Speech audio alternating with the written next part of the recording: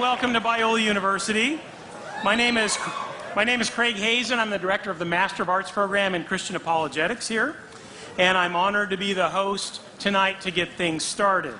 Although the gym is packed with nearly 3,000 people, and it looks like you're stuffed in here pretty well, and my condolences to those of you who've already been sitting an hour and have another couple hours to go. Hang in there. Hang in there. But you're not the only ones watching. There are thousands of people in other venues on this campus. Not only that, there are people in overflow sites really across the country and around the world. We have people in 30 states and 4 different countries watching this. And a special greeting to all of you who are watching across campus and in places such as Stockholm and Sri Lanka. I hope you really enjoy this.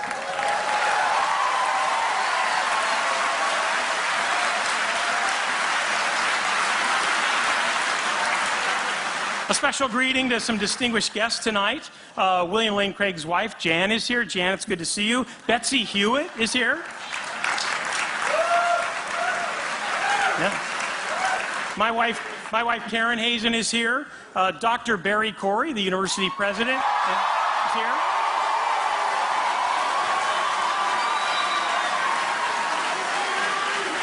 Yeah. We've got distinguished philosophers all over the place. Doug Divet, J.P. Morton, I hope, his wife. Good. All right. We're thrilled all of you could come. Well, this event was initiated by the Associated Students of Biola University, and it makes sense that AS President Eric Weaver should give a quick welcome on behalf of the student body. Eric, come on up.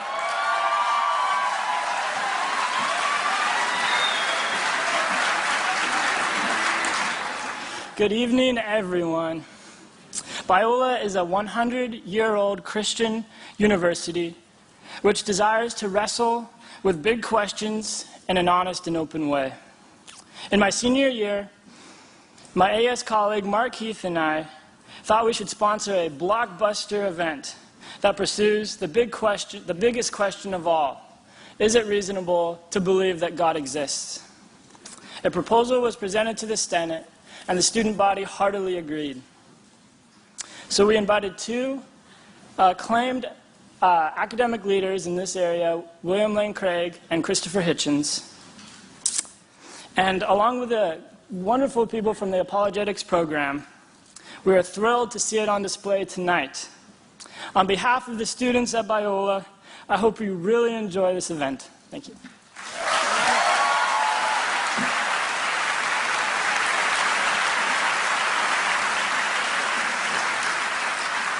Thank you for representing the students, Eric. You're a senior. How's that job search going in this economy? Is that going well? Is that going?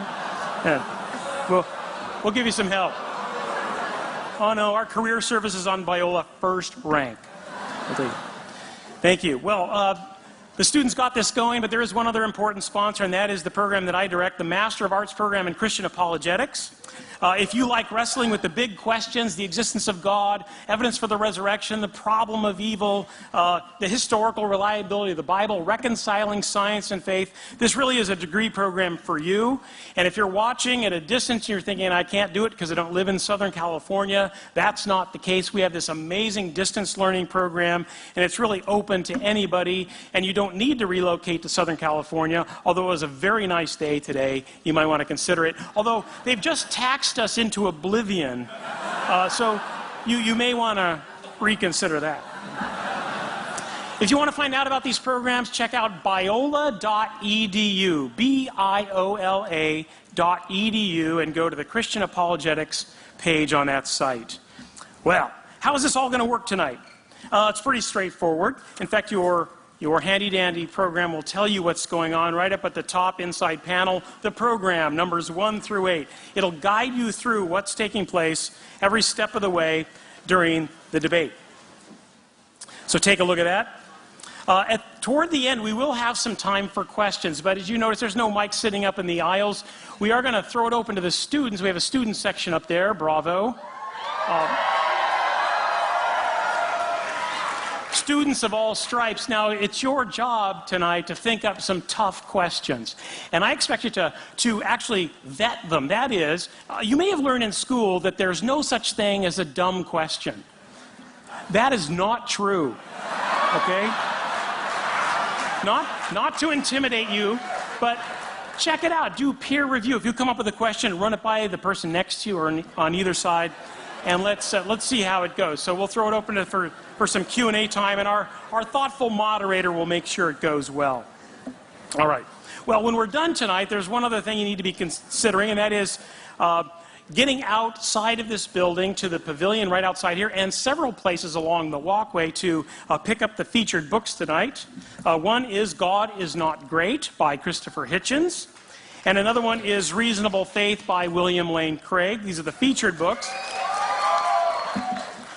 Pick them up and you can actually have them signed. To have them signed, just walk out this building, look for all the lights, and there's some tables out there, and our distinguished debaters will be out there signing books and answering your toughest questions right there at the table, I'm sure. If you've got a lot of books at home, in fact, you own a book so you don't need another one, perhaps you can buy some DVDs or CDs of some dynamite debates and lectures that Bill Craig has done around the world. These are first-rank materials, and our apologetics program is actually the center point for getting all of these. So if you want to get them tonight, they've got wonderful special deals. Check out the red flyer in your brochure, and that will tell you the scoop. You can even pre-order tonight's debate. If you'd like to get a copy of it, it's something you want to share with a lot of people, you can pre-order it tonight, fill out the form, take it to the table, and they'll move you right through. Well, we're delighted to have Mr. Hitchens here on campus, but we realize that we theists certainly have the home court advantage. I mean, being in a basketball court, that makes a lot of sense. After all, it's a Christian university, and it even says, all glory to God or something above the bleachers there. So clearly this is a home court advantage for the theists. And I imagine that the crowd here is over 2/3 evangelical Christian, although I'm thrilled to see the atheist and agnostic community turn out wearing T-shirts. I love that. Yeah, absolutely, yeah.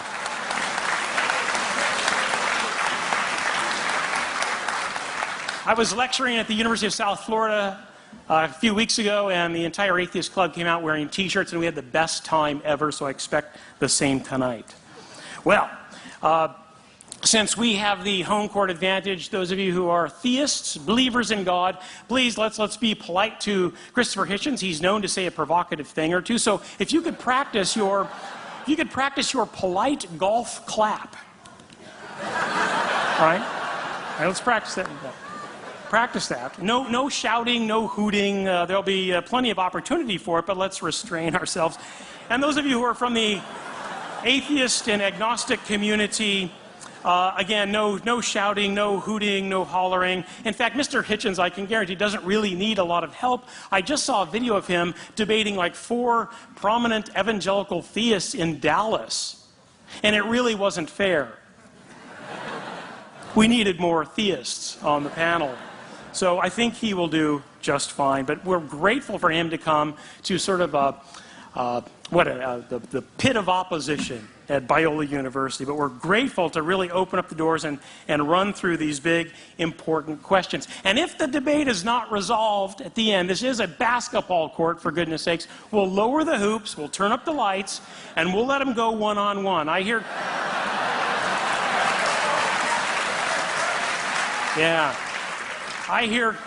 Chris has game, so we'll see how that goes. Well, let's get to it. It's my pleasure to introduce our moderator of the debate tonight, and he'll get this party started. Hugh Hewitt. Yes, Hugh Hewitt.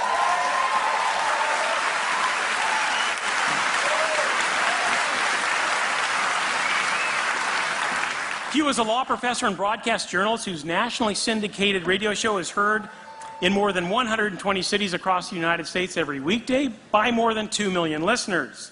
By the way, locally, this program is heard on KRLA, which is 870 AM. I think it goes from like 3 to 6. Great program. In fact, I think it's one of the most important, smartest, fast-paced news and issues program on the airwaves today. So check that out. If you live in outlying regions, check hughhewitt.com to find out where he's broadcasting or podcasting.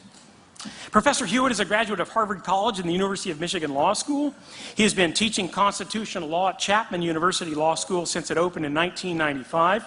He was a frequent guest on all the big cable news networks and has written for the most important newspapers in the country.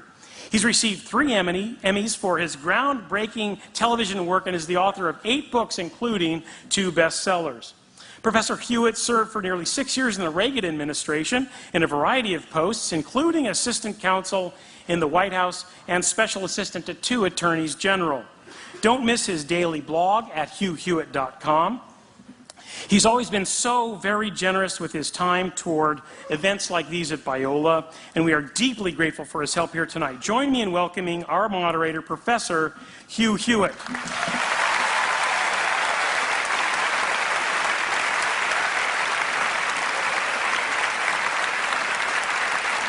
Thank you, ladies and gentlemen. Number 1, please turn off your cell phones. I repeat, please turn off your cell phones. Number 2, gentlemen, to the extent that any of you have jackets that are still on, please, as Ronald Reagan once used to say, feel free to just throw them on the floor. It is a little bit warm in here. Our guests, by virtue of this crowd, it is obvious, need no introduction. I am not going to waste time, then, on elaborate introductions. I just wish to thank them both for being willing to participate in this most important of conversations. It is the best of times, it is the best of times for those who like to argue about God in the public square, largely because of the rise of new atheists such as Mr. Hitchens, Richard Dawkins, my friend William Lobdell, and others who have once again put to the center of the public stage the question of whether or not God does exist and whether or not Jesus Christ is his son. And it is up to people like William Lane Craig, prolific author, much beloved professor here, to enter into that conversation in a way that is both persuasive and winsome. And so without further ado, allow me to welcome up Vanity Fair columnist, prolific author, my friend and champion of freedom, Christopher Hitchens.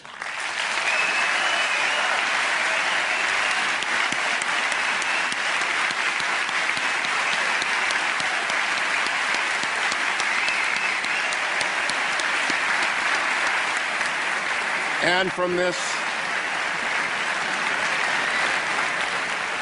extraordinary lighthouse institution, another prolific author and apologist, a scholar extraordinaire, who, like Mr. Hitchens, has his Ph.D. from a wonderful English university, Professor William Lane Craig. Please, Professor.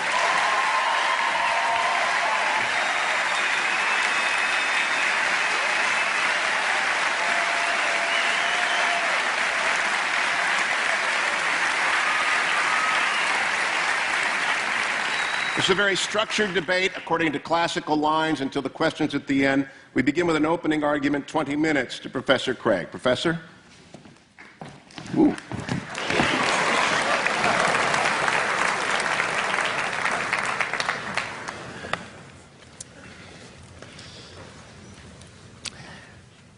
Good evening. I am very excited to be participating in this debate tonight. Jan and I used to sit in those very bleachers right over there watching our son John run up and down this court as a forward on the Biola Eagles. And so I feel like I'm playing on the home court tonight. And I want to commend Mr. Hitchens for his willingness to come into this den of lambs and to defend his views tonight. On the other hand, if I know Biola students, I suspect that a good many of you, when you came in tonight, said to yourself, I'm going to check my own views at the door, and I'm going to assess the arguments as objectively as possible. I welcome that challenge. You see, the question of God's existence is of interest not only to religion, but also to philosophy. Now, Mr. Hitchens has made it clear that he despises and disdains religion, but presumably he is not so contemptuous of philosophy. Therefore, as a professional philosopher, I'm going to approach tonight's question philosophically, from the standpoint of reason and argument. I'm convinced that there are better arguments for theism than for atheism. So, in tonight's debate, I'm going to defend 2 basic contentions. First, that there's no good argument that atheism is true. And secondly, that there are good arguments that theism is true. Now, notice carefully the circumscribed limits of those contentions. We're not here tonight to debate the social impact of religion, or Old Testament ethics, or biblical inerrancy. All interesting and important topics, no doubt, but not the subject of tonight's debate, which is the existence of God. Consider then my first contention, that there's no good argument that atheism is true. Atheists have tried for centuries to disprove the existence of God, but no one's ever been able to come up with a successful argument. So, rather than attack straw men at this point, I'll just wait to hear Mr. Hitchens present his arguments against God's existence, and then I'll respond to them in my next speech. In the meantime, let's turn to my second main contention, that there are good arguments that theism is true. On your program insert, I outline some of those arguments. Number one, the cosmological argument. The question of why anything at all exists is the most profound question of philosophy. The philosopher Derek Parfit says, "No question is more sublime than why there is a universe, why there is anything, rather than nothing." Typically, atheists have answered this question by saying that the universe is just eternal and uncaused. But there are good reasons, both philosophically and scientifically, to think that the universe began to exist. Philosophically, the idea of an infinite past seems absurd. Just think about it. If the universe never began to exist, that means that the number of past events in the history of the universe is infinite. But mathematicians recognize that the existence of an actually infinite number of things leads to self-contradictions. For example, what is infinity minus infinity? Well, mathematically, you get self-contradictory answers. This shows that infinity is just an idea in your mind, not something that exists in reality. David Hilbert, perhaps the greatest mathematician of the 20th century, wrote, "The infinite is nowhere to be found in reality. It neither exists in nature nor provides a legitimate basis for rational thought. The role that remains for the infinite to play is solely that of an idea." But that entails that since past events are not just ideas, but are real, the number of past events must be finite. Therefore, the series of past events can't go back forever. Rather, the universe must have begun to exist. This conclusion has been confirmed by remarkable discoveries in astronomy and astrophysics. In one of the most startling developments of modern science, we now have pretty strong evidence that the universe is not eternal in the past, but had an absolute beginning about 13 billion years ago in a cataclysmic event known as the Big Bang. What makes the Big Bang so startling is that it represents the origin of the universe from literally nothing. For all matter and energy, even physical space and time themselves, came into being at the Big Bang. As the physicist P.C.W. Davies explains, the coming into being of the universe, as discussed in modern science, is not just a matter of imposing some sort of organization upon a previous incoherent state, but literally the coming into being of all physical things from nothing. Now, this puts the atheist in a very awkward position. As Anthony Kinney of Oxford University urges, a proponent of the Big Bang theory, at least if he is an atheist, must believe that the universe came from nothing and by nothing. But surely that doesn't make sense. Out of nothing, nothing comes. So why does the universe exist instead of just nothing? Where did it come from? There must have been a cause which brought the universe into being. Now, as the cause of space and time, this being must be an uncaused, timeless, spaceless, immaterial being of unfathomable power. Moreover, it must be personal as well. Why? Because the cause must be beyond space and time. Therefore, it cannot be physical or material.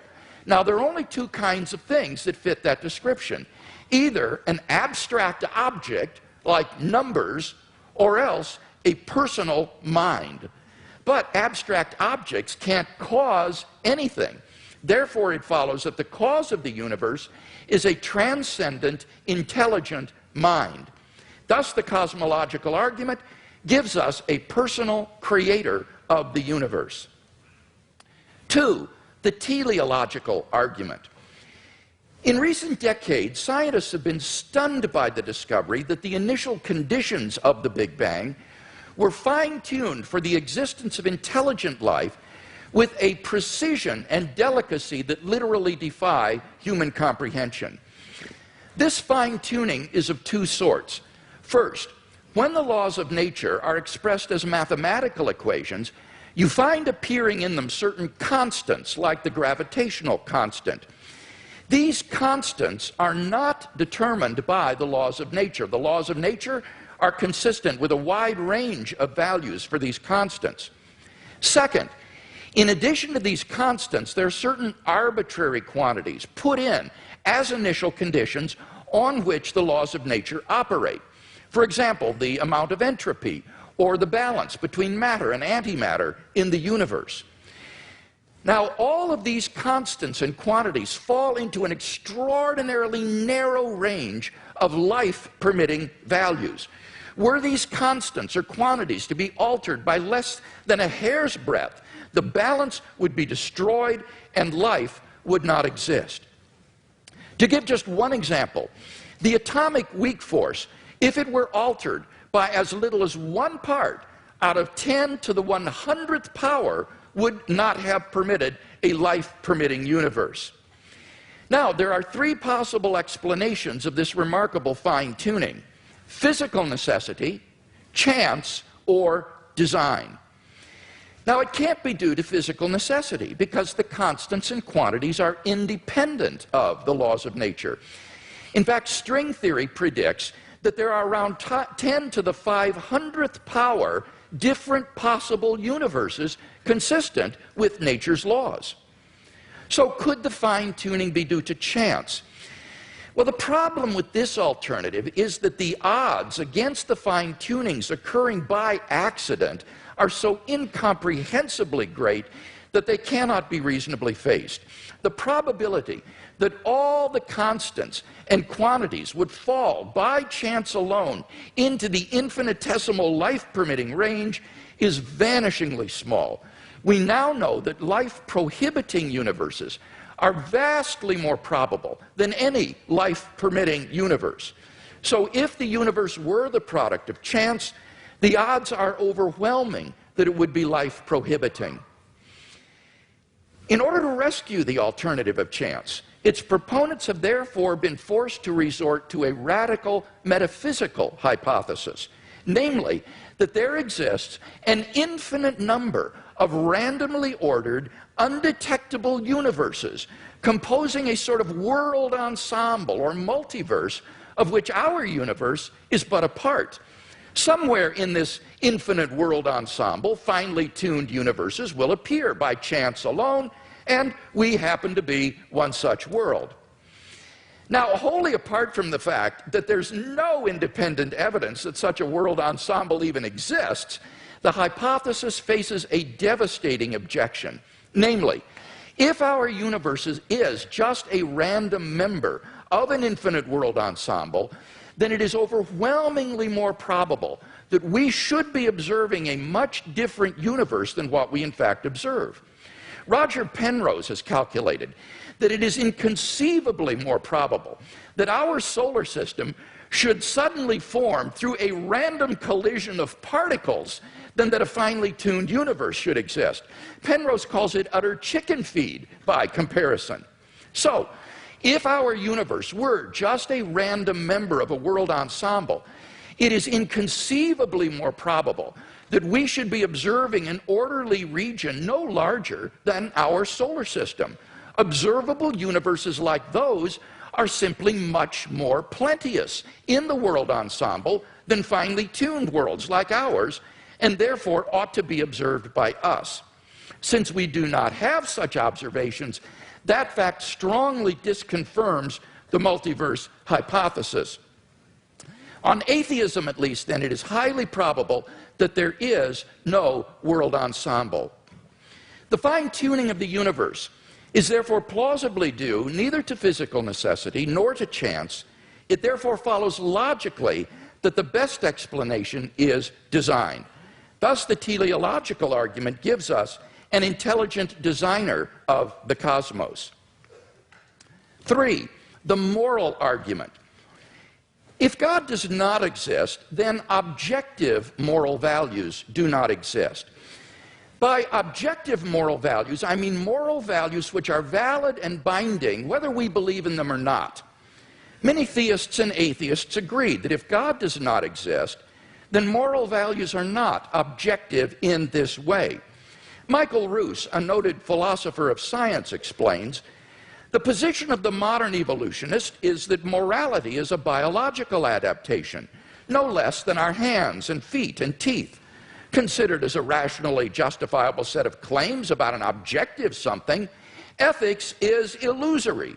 I appreciate that when somebody says, love thy neighbor as thyself, they think they are referring above and beyond themselves. Nevertheless, such reference is truly without foundation. Morality is just an aid to survival and reproduction, and any deeper meaning is illusory. Like Professor Roos, I just don't see any reason to think that in the absence of God, the morality which has emerged among these imperfectly evolved primates we call Homo sapiens is objective. And here Mr. Hitchens seems to agree with me. He says moral values are just innate predispositions ingrained into us by evolution.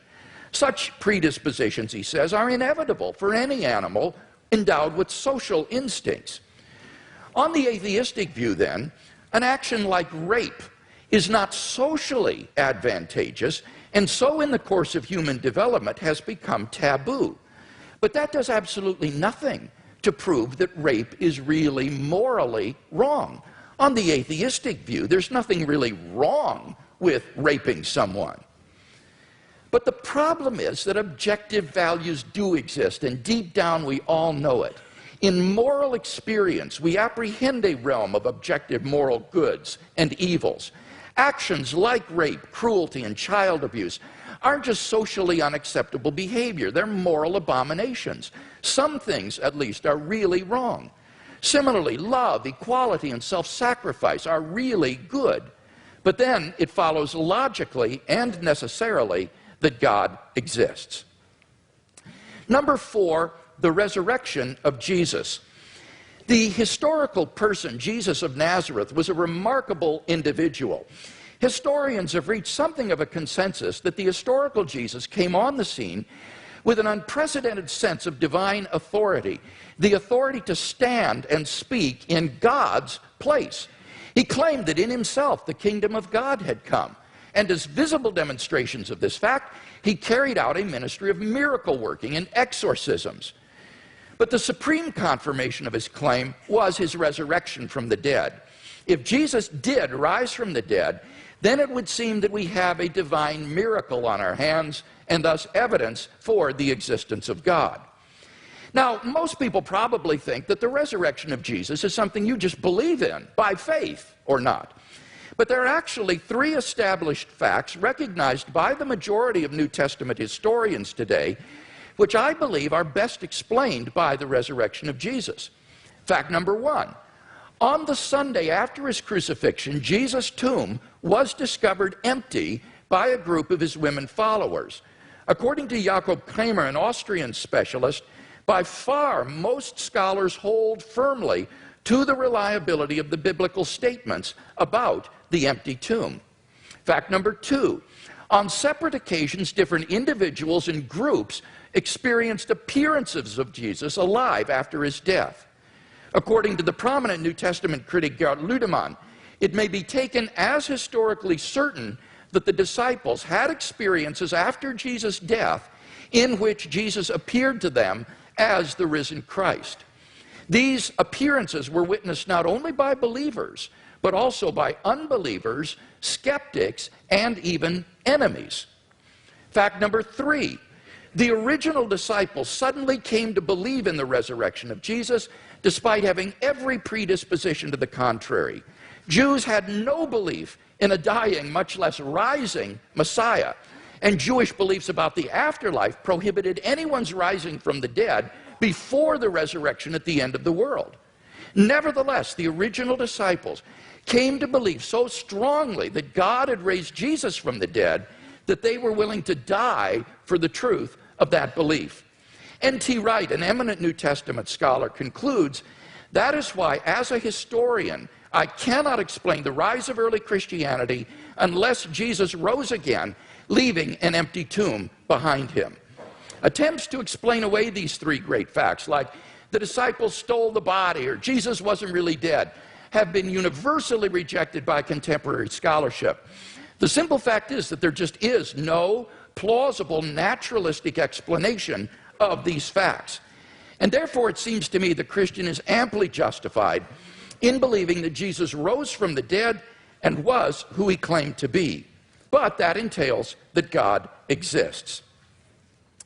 Finally, number 5, the immediate experience of God. This isn't really an argument for God's existence. Rather, it's the claim that you can know that God exists wholly apart from arguments, simply by immediately experiencing him. Philosophers call beliefs like this properly basic beliefs. They aren't based on other beliefs. Rather, they're part of the foundation of a person's system of beliefs. Other properly basic beliefs include the belief in the reality of the external world, the belief in the existence of the past and the presence of other minds like your own. When you think about it, none of these beliefs can be proved. But although these sorts of beliefs are basic for us, that doesn't mean they're arbitrary.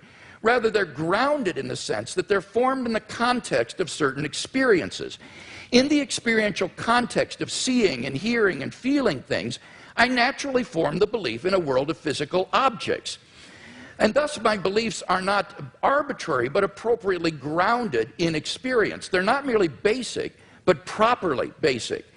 In the same way, belief in God is for those who know him a properly basic belief grounded in our experience of God. Now, if this is right, there's a danger that arguments for God's existence could actually distract your attention from God himself. If you're sincerely seeking God, then God will make his existence evident to you.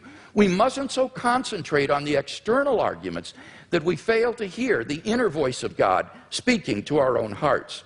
For those who listen, God becomes an immediate reality in their lives. So, in conclusion then, we've seen 5 good arguments to think that God exists. If Mr. Hitchens wants us to believe instead that God does not exist, then he must first tear down all 5 of the arguments that I presented, and then in their place erect a case of his own to prove that God does not exist. Unless and until he does that, I think that theism is the more plausible worldview.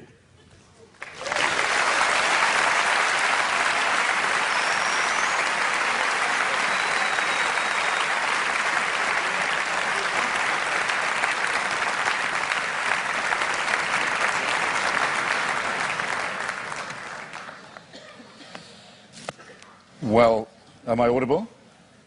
Am I audible to all? Yes. Well, ladies and gentlemen, brothers and sisters, comrades, friends, thanks for coming out, as Senator Larry Craig actually did say at his press conference. Thank you, Mr. Hewitt and Dr. Craig, for being among the very many Christians who have so generously and hospitably and warmly taken me up on the challenge I issued when I started my little book tour and welcomed me to your places to have this most important of all discussions. I can't express my gratitude enough. And thanks to the very nice young ladies who I ran into at the Elephant Bar this afternoon. Well, I hadn't expected a posse of Biola students to be on staff, but where I thought, God, they're everywhere now.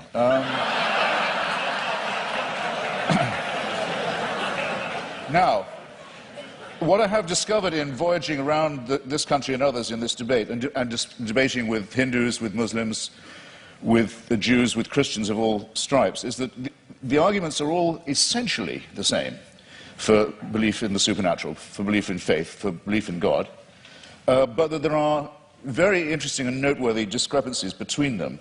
And one that I want to call attention to at the beginning of this evening is between those like my friend Doug Wilson, with whom I've now done a book of argument about Christian apologetics, who would call himself a presuppositionalist, in other words, for whom really it's only necessary to discover the workings of God's will in the cosmos, and to assume that the truth of Christianity is already proven, and what are called, and they include Dr. Craig with great honor and respect in this, the evidentialists.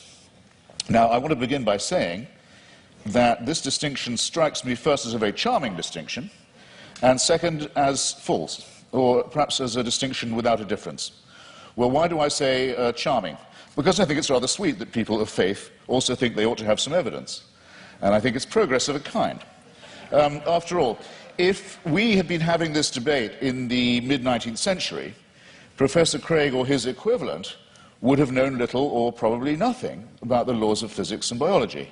Maybe even less than I know now, which is to say quite a lot in its way. And they would have grounded themselves, or he would have grounded himself, on faith, on Scripture, on revelation, on the prospect of salvation, on the means of grace, and the hope of glory, and perhaps on Paley's natural theology. Paley, who had the same rooms, or had the same rooms later occupied by Charles Darwin in Cambridge, with its watchmaker theory of design that I know I don't have to expound to you, but which briefly suggests that if an Aborigine is walking along a beach and finds a gold watch ticking, he knows not what it's for, or where it came from, or who made it, but he knows it's not a rock, he knows it's not a vegetable, he knows it must have had a designer. The Paley analogy held for most Christians for many years, because they were willing to make the assumption that we were mechanisms, and that therefore there must be a watchmaker. But now that it's been, here's where the presuppositionalist versus evidentialist dichotomy begins to kick in.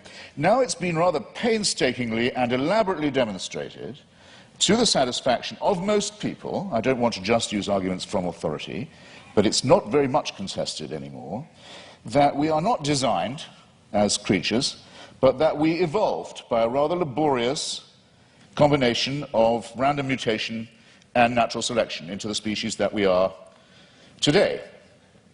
It is, of course, open to the faithful to say that all this was, now that they come to know it, now that it becomes available to everybody, now that they think about it, and now that they've stopped opposing it or trying to ban it, then they can say, actually, on second thought, the evolution was all part of the design. Well, as you will recognize, ladies and gentlemen, there are some arguments I can't be expected to refute or rebut, because there's no way around that argument. I mean, if everything, including evolution, which isn't a design, is nonetheless part of a divine design, then all the advantage goes to the person who's willing to believe that. That cannot be disproved. But it does seem to me a very poor, very weak argument, because the test of a good argument is that it is falsifiable, not that it's unfalsifiable.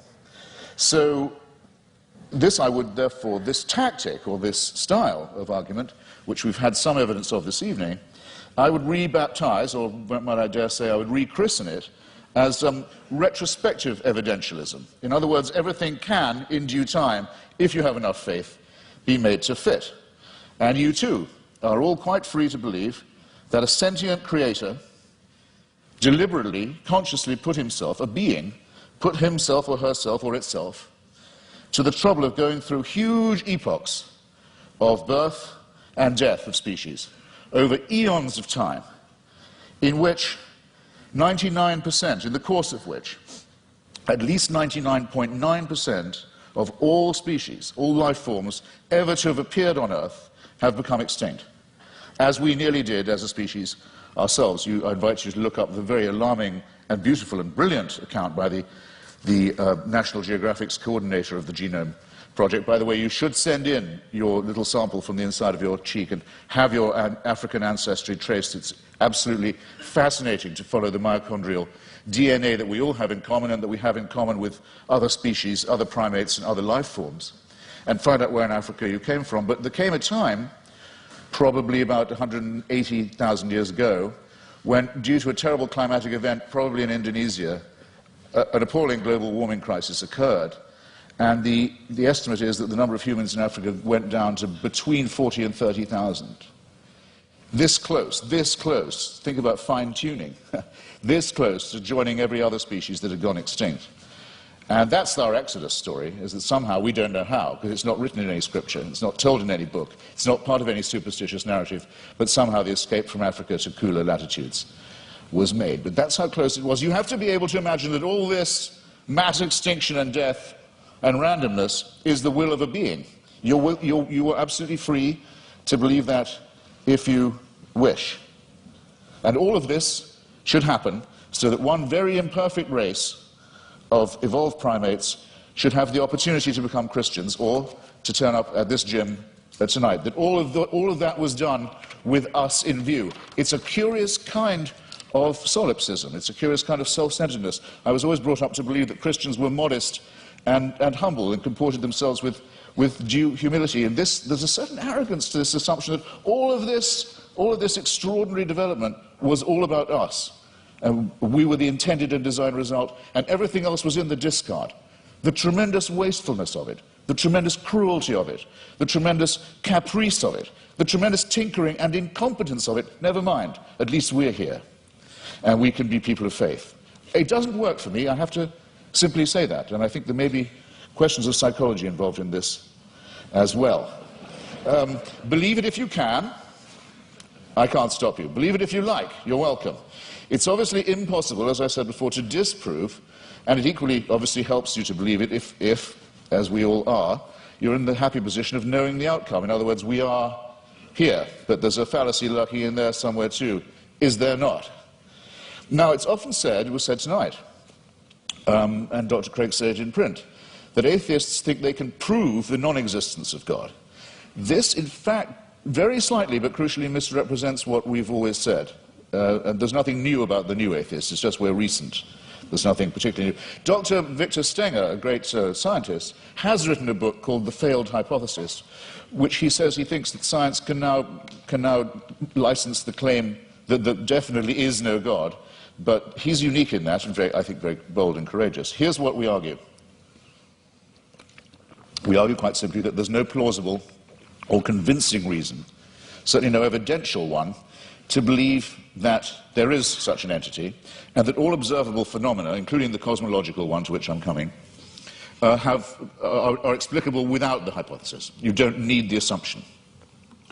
And this objection itself, our school, falls into at least two, perhaps three sections. There's no such thing, no such word, though there should be, as adeism, or as being an adeist, but if there was one, I would say that's what I was. I don't believe that we are here as the result of a design, or that by making the appropriate propitiations and adopting the appropriate postures and following the appropriate rituals, we can overcome death. I don't believe that, and for a priori reasons, don't.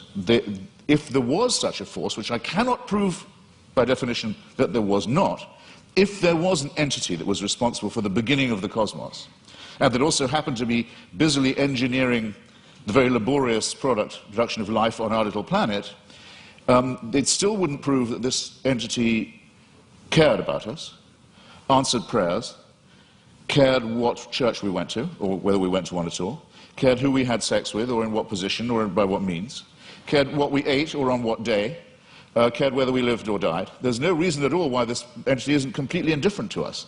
You cannot get from deism to theism except by a series of extraordinarily generous to yourself assumptions. The deist has all his work still ahead of him to show that it leads to revelation, to redemption, to salvation, or to suspensions of the natural order, in which hitherto you've been putting all your faith, all your evidence is on scientific and natural evidence, or why not, for a change of pace and a change of taste, say yes, but sometimes this same natural order, which is so miraculous in observation, no question about it, is so impressive in its favouring the conditions for life in some ways, but it's randomly suspended when miracles are required.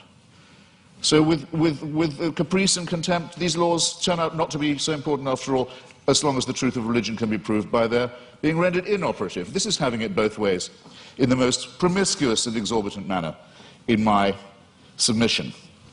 Bear in mind also that these are not precisely the differences between Dr. Craig and myself, I mean, morally or intellectually equivalent claims. After all, Dr. Craig, to win this argument, has to believe and prove to a certainty. He's not just saying there might be a God, because he has to say there must be one, otherwise we couldn't be here and there couldn't be morality. It's not a contingency for him. I have to say that I appear as a skeptic who believes that doubt is the great engine, the great fuel of all inquiry, all discovery, and all innovation, and that I doubt these things. The disadvantage, it seems to me, in the argument goes to the person who says, no, I know it, it must be true, it is true. We're too early in the study of physics and biology, it seems to me, to be dealing in certainties of that kind, especially when the stakes are so high. It seems to me, to put it in a condensed form, extraordinary claims, such as the existence of a divine power with a son who cares enough to come and redeem us, extraordinary claims require truly extraordinary evidence. I don't think any of the evidence we heard from Dr. Craig, brilliantly marshalled as it was extraordinary enough to justify the extreme claims that are being made and backed by it. Hypocrisy, said La Rochefoucauld, is the compliment that vice pays to virtue. Retrospective evidentialism strikes me in something of the same sort of light. It's a concession made to the need for fact. Maybe we better have some evidence to go along with our faith, but look at what Dr. Craig says in his book. He says, I'll quote directly, he says, should a conflict arise between the witness of the Holy Spirit to the fundamental truth of the Christian faith and beliefs based on argument and evidence, then it is the former which must take precedence over the latter. He adds not vice versa, but a good editor, I think, would have told you, you don't have to put the vice versa in. It's clear enough as it is. I'll say it again. Should a conflict arise between the witness of the Holy Spirit to the fundamental truth of the Christian faith and beliefs based on argument and evidence, then it's the former which must take precedence over the latter. That's not evidentialism. That's just faith. It's a priori belief. It's rephrased in another edition. It says, therefore, the role of rational argumentation in knowing Christianity to be true is the role of a servant. A person knows Christianity is true because the Holy Spirit tells him it is true. And while argument and evidence can be used to support this conclusion, they cannot legitimately overrule it. Now, then he goes on to say, the Bible says all men are without excuse. Even those who are given no reason to believe, and many persuasive reasons to disbelieve, have no excuse, because the ultimate reason they do not believe is that they have deliberately rejected God's Holy Spirit. That would have to be me. But you see where this lands you, ladies and gentlemen, with the Christian apologetic. You're told you're a miserable sinner who is without excuse. You've disappointed your God who made you, and you've been so ungrateful as to rebel. You're contemptible, you're worm-like, but you can take heart. The whole universe was designed with just you in mind. These two claims are not just mutually exclusive, but I think they're intended to compensate each other's cruelty and ultimately absurdity. In other words, evidence is an occasional convenience. Seek and ye shall find. I remember being told that in church many a time as a young lad. Seek and ye shall find. I thought it was a sinister injunction, because it's all too likely to be true. We are pattern-seeking mammals and primates.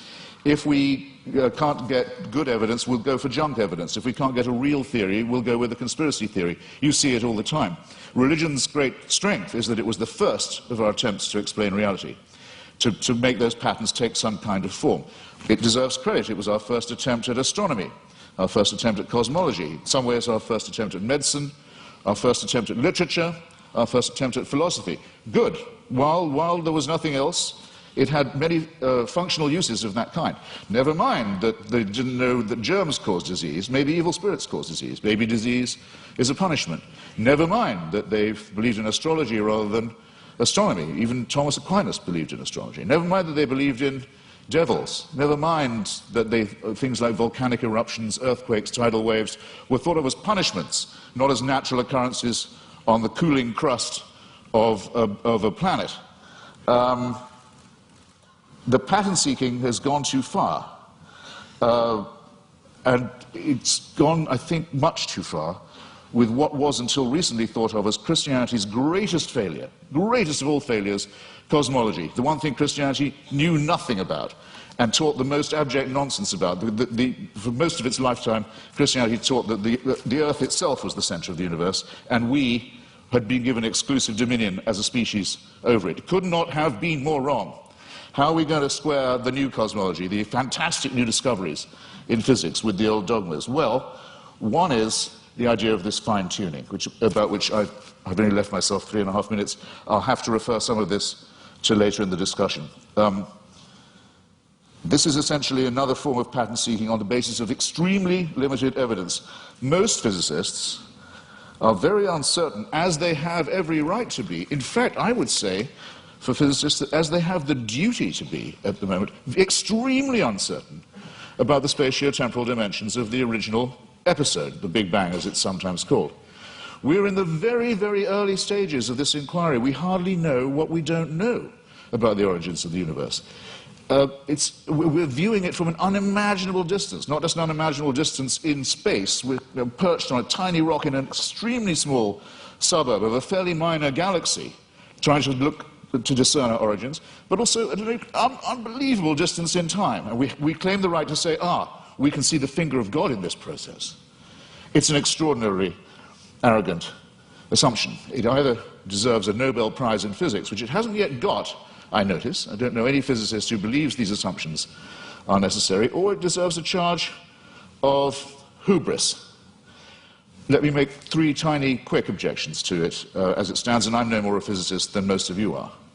I'll make these lay objections. 1, was there pre-existing material for this extra spatio-temporal being to work with? Or did he just will it into existence, the ex nihilo? Who designed the designer? Don't you run the risk with the presumption of a God and a designer and an originator of asking, well, where does that come from, where does that come from, and locking yourself into an infinite regress? Why are there so many shooting stars, collapsed suns, failed galaxies? We can see with the aid of a telescope, sometimes we can see with the naked eye. The utter failure, the total destruction of gigantic, unimaginable sweeps of outer space. Is this fine-tuning, or is it extremely random, capricious, cruel, mysterious, and incompetent? And have you thought of the nothingness that's coming?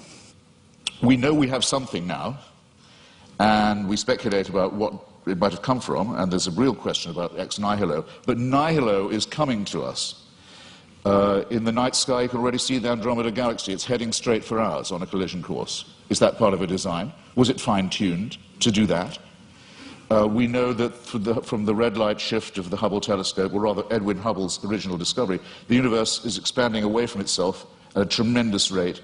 It was thought that rate would go down for Newtonian reasons. No, it's recently been proved by Professor Lawrence Krauss, the rate of expansion is increasing. Everything is exploding away even faster. Nothingness is certainly coming. Who designed that? And that's all if before these things happen, we don't have the destruction of our own little solar system, in which already there's only one planet where anything like life can possibly be supported. All the other planets are too hot or too cold to support any life at all, and the sun is due to swell up, burn us to a crisp, boil our oceans and die, as we've seen all the other suns do in the night sky. This is not fine-tuning, ladies and gentlemen, and if it's the work of a designer, then there's an indictment to which that designer may have to be subjected. I'm out of time. I'm very grateful for your kindness and hospitality. Thank you.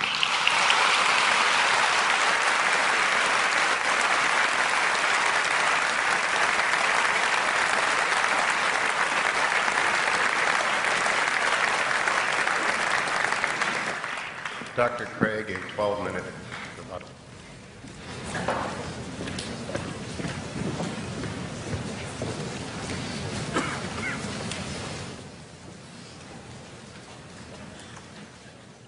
You'll remember that in my opening speech, I said I would defend 2 basic contentions in tonight's debate.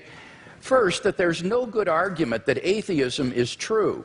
Now, far from being a point of contention tonight, as far as I understood Mr. Hitchens' last speech, he would agree with that first statement, that there is no good argument that atheism is true. He says, I simply don't have any positive reason to believe in God, But he doesn't really give an argument against God's existence. Indeed, he seems to suggest that's impossible. But notice that doesn't prove atheism. That just leaves you with agnosticism, namely, you don't know if there's a God or not. So at best, you're left merely with agnosticism. We don't see any good reason to think that atheism is true. Now, he did make some remarks about the theory of evolution, which at least insinuated that this was somehow incompatible with theism. And I have 2 points to make about this. First, I think that the theory of biological evolution is simply irrelevant to the truth of Christian theism. Genesis 1 admits all manner of different interpretations, and one is by no means committed to six-day creationism. Howard Van Til, who is a professor at Calvin College, writes, "Is the concept of special creation required of all persons who trust in the Creator God of Scripture? Most Christians in my acquaintance who are engaged with either scientific or biblical scholarship have concluded that the special creationist picture of the world's formation is not a necessary component of Christian belief. Nor is this a retreat caused by modern science." St. Augustine in the AD 300s, in his commentary on Genesis, pointed out that the days don't need to be taken literally, nor need the creation be a few thousand years ago. Indeed, he suggested that God made the world with certain special potencies that would gradually unfold over time and develop. And this interpretation came 1,500 years before Darwin, so that it is not a forced retreat in the face of modern science. So any doubts that I would have about the theory of biological evolution would be not biblical, but rather scientific. Namely, what it imagines is fantastically improbable. Barrow and Tipler, 2 physicists, in their book The Anthropic Cosmological Principle, list 10 steps in the course of human evolution, each of which is so improbable that before it would occur, the sun would have ceased to be a main sequence star and incinerated the Earth. And they calculate the probability of the evolution of the human genome to be somewhere between 4 to the negative 180th power to the 110,000th power, and 4 to the negative 360th power to the 110,000th power. So if evolution did occur on this planet, it was literally a miracle, and therefore evidence for the existence of God. So I don't think this is an argument for atheism, quite the contrary. It really provides good grounds for thinking that God superintended the process of biological development. So the Christian can be open to the evidence to follow it where it leads. By contrast, as Alvin Plantinga has said, for the naturalist, evolution is the only game in town. No matter how fantastic the odds, no matter how improbable, it's got to be true, because there is no intelligent creator and designer. So in one sense, you've got to feel a little sorry for the atheist. He can't really follow the evidence where it leads. His presuppositions determine the outcome. By contrast, if there is a fine-tuner and creator of the universe, then already in the initial conditions of the Big Bang, you have an elaborately designed universe that permits the evolution and existence of intelligent life. And I think evolution simply layers on more improbability. Now, Mr. Hitchens says, but why did God wait so long, all that waste during this time? Well, that sort of concern with efficiency is only of importance to someone with either limited time or limited resources, or both. But in the case of God, he has both unlimited resources and unlimited time, and therefore it's simply not important to do this in a quick way. Well, now, Mr. Hitchens says, but why did God wait so long before he sent Christ? Human beings have existed for thousands of years on this planet before Christ's coming. Well, what's really crucial here is not the time involved, rather it's the population of the world. The Population Reference Bureau estimates that the number of people who have ever lived on this planet is about 105 billion people. Only 2% of them were born prior to the advent of Christ. Eric Krapes of the Survey Research Center at the University of Michigan's Institute for Social Research says, God's timing couldn't have been more perfect. Christ showed up just before the exponential explosion in the world's population. The Bible says in the fullness of time, God sent forth his Son. And when Christ came, The nation of Israel had been prepared. The Roman peace dominated the Mediterranean world. It was an age of literacy and learning. The stage was set for the advent of God's Son into the world. And I think in God's providential plan for human history, we see the wisdom of God in orchestrating the development of human life and then in bringing Christ into the world in the fullness of time. So I don't see that there are any good grounds here for thinking that this provides reason for atheism. Now, what about my arguments for theism? Mr. Hitchens had some general remarks here. He says it's difficult to get from deism to theism. Now, I want to point out that's a false use of these terms. This is simply confused. Deism is a type of theism. Theism is the broad worldview that God exists. Deism is a specific kind of theism that says God has not revealed himself directly in the world. Now, my arguments are a cumulative case for Christian theism. They add up to the belief in the God that has been revealed by Jesus of Nazareth. Now, Mr. Hitchens says, but you must prove this with certainty. Not at all. I am not claiming these arguments demonstrate Christian theism with certainty. I'm saying that this is the best explanation of the data when you compare it with other competing hypotheses. I think it's more probable than not. He quotes me as to saying the Holy Spirit's witness is the basis for knowing Christianity to be true, and I affirm that. I think the fundamental way in which we know Christianity is true is through the objective inner witness of God's Holy Spirit, what I called the immediate knowledge of God himself in my fifth point. On the basis of that, we have a properly basic belief in the existence of God and the truth of Christianity. But when it comes to showing someone else that what we know through the witness of the Holy Spirit is true, here we appeal to argument and evidence as I've done tonight. And the arguments and evidence that I've appealed to are largely deductive arguments. This isn't retrospective evidentialism. These are deductive arguments. If the premises are true, then you cannot deny the conclusion on pain of irrationality because the conclusions follow with logical necessity from the premises. So the only way to deny the conclusion is you've got to show me which of the premises are false. That's why you've got that program insert with the premises in your program for these arguments. Mr. Hitchens needs to identify which premises of the argument he rejects as false if he's to reject the conclusions. Now, with respect to my cosmological argument, notice that he didn't dispute whatever begins to exist has a cause, nor did he dispute the philosophical and scientific arguments for the beginning of the universe. All he asked was the question, was there pre-existent material? The answer is no, there was not. As Barrow and Tipler point out, at this singularity, space and time came into existence. Literally nothing existed before the singularity. So if the universe originated at such a singularity, we would truly have a creation ex nihilo, that is, out of nothing. And this isn't talking religion, folks. This is talking contemporary cosmology. So the first argument, it seems to me, is unrefuted. What about the fine-tuning argument? Here he said, well, scientists are terribly uncertain about the fine-tuning argument. Well, I think that's simply not the case. Sir Martin Rees, the Royal Astronomer Royal of Great Britain, has said, the laws governing our universe appear to be finely tuned for our existence. Everywhere you look, there are yet more examples. Wherever physicists look, they see examples of fine-tuning. Ernan McMullen, philosopher of science, says it seems safe to say that later theory, no matter how different it may be, will turn up approximately the same numbers. And the numerous constraints that have to be imposed on these numbers seem both too specific and too numerous to evaporate entirely. So that it's very unlikely that this fine-tuning is going to vanish or be explained away. Now, Mr. Hitchens responds, but we're headed toward nothingness. We're ultimately going to be doomed, and therefore the universe is not designed. Well, now, this is not a very powerful objection. The temporal duration of something is irrelevant to whether it's been designed.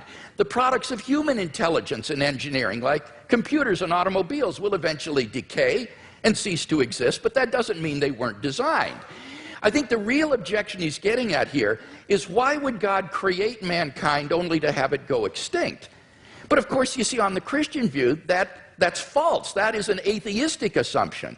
On the Christian view, life does not end at the grave, and God has given assurance of this by raising Jesus from the dead. So the objection simply has no purchase against Christian theism. So it seems to me that the fine-tuning argument is also unrefuted. What about the moral argument? We saw that without God there are no objective moral values. Mr. Hitchens agrees with this. And yet he himself affirms over and over again moral statements like the moral reprobation of religious intolerance and violence in the name of religion. So he does affirm objective values, but without any basis for it. What I can offer him as a theist is a transcendent basis for the objective moral values and duties that we both want to affirm. Fourthly, the resurrection of Jesus. Again, there was no response to this. Let me simply quote N.T. Wright in his recent study of the resurrection. He says that the empty tomb and the appearances of Jesus have a historical probability so high as to be virtually certain, like the death of Augustus in AD 14 or the fall of Jerusalem in AD 70. So we are on very solid ground in affirming these three facts that I mentioned in my opening speech, and I can't think of any better explanation than the ones that the eyewitness gave, namely that God raised Jesus from the dead. Finally, the immediate experience of God. Unless Mr. Hitchens can show that I'm psychologically deranged or delusional, it seems to me I'm perfectly rational on the basis of my immediate experience of God to believe that God exists and that therefore this for me is a properly basic belief.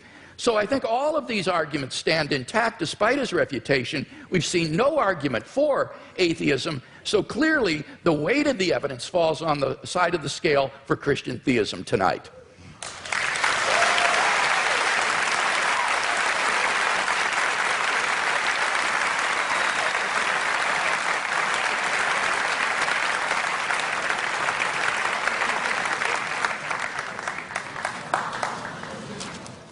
There is a terminological problem here, which may conceal more than just terminological difficulty. The proposition that atheism is true, or that is a misstatement of what I have to prove and what we believe. There's an argument among some of us as to whether we need the word at all. In other words, I don't have a special name for my unbelief in tooth fairies, say, or witches, or in Santa Claus. I just don't think that they're there. I don't have to prove a tooth fairyism. I don't have to prove a Santa Clausism. I don't have to prove a witchism. It's just, I have to say, I think that those who do believe these things have never been able to make a plausible or intelligible case for doing so. That's not agnosticism, because it seems to me that if you don't think there is any evidence, you're wrong to take refuge in saying you're neutral. You ought to have the courage to answer the question, which one is regularly asked, are you an atheist or not? Yes, I will say, I am. You can't tell anything else about me. You can't tell anything else about what I think, about what I believe, about what my politics are, or my other convictions. It's just that I don't believe in the existence of a supernatural dimension, and I've never been shown any evidence that any process observable to us cannot be explained by more satisfactory and more convincing means. The great physicist Laplace, when showing his working model of the solar system to the Emperor Napoleon, was asked, well, your model seems to have no room for a god in it, for deity. And he said, well, Your Majesty, it still all operates without that assumption. Now, here's what you would have to believe if you thought that this was all designed. Dr. Craig gave a slight parody of what I think about this. It could be true, but you'd have to imagine, let's say the human species has been, Homo sapiens has been with us, some people say as long as 250,000 years, some say 200, some say 100,000. Francis Collins and Richard Dawkins oscillate about this. It's not a very big argument. I'll just take 100,000, if you like. You have to imagine that human beings are born. Well, actually, most of them, a good number of them aren't born. They die in childbirth or don't long outlive it. They're born into a terrifying world of the unknown. Everything is a mystery to them, everything from disease to volcanic eruptions.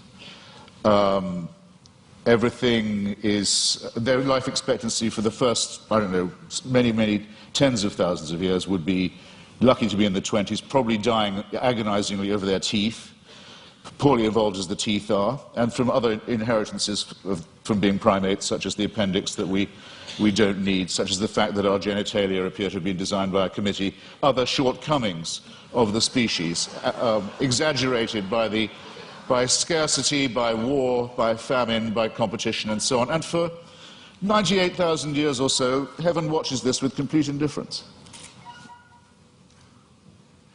And we know where your children go to school, by the way.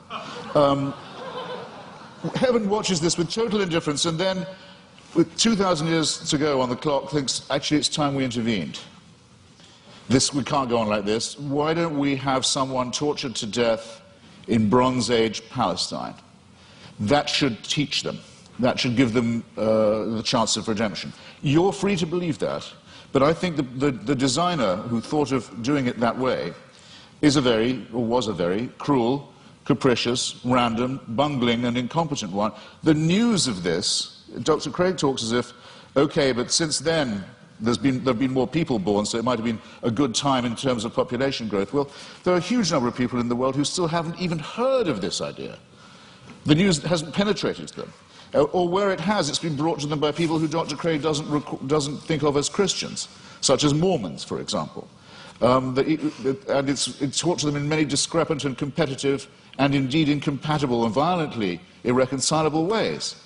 And there's been a lot of argument in the church and the churches all this time about, well, okay, what is the answer to that? What about all the people who never could have heard the good news, or who never will hear it, or still haven't been reached by it, and who've died not knowing about it? What happens to them? How can they be saved? Well, the argument is that it's all somehow made retrospective.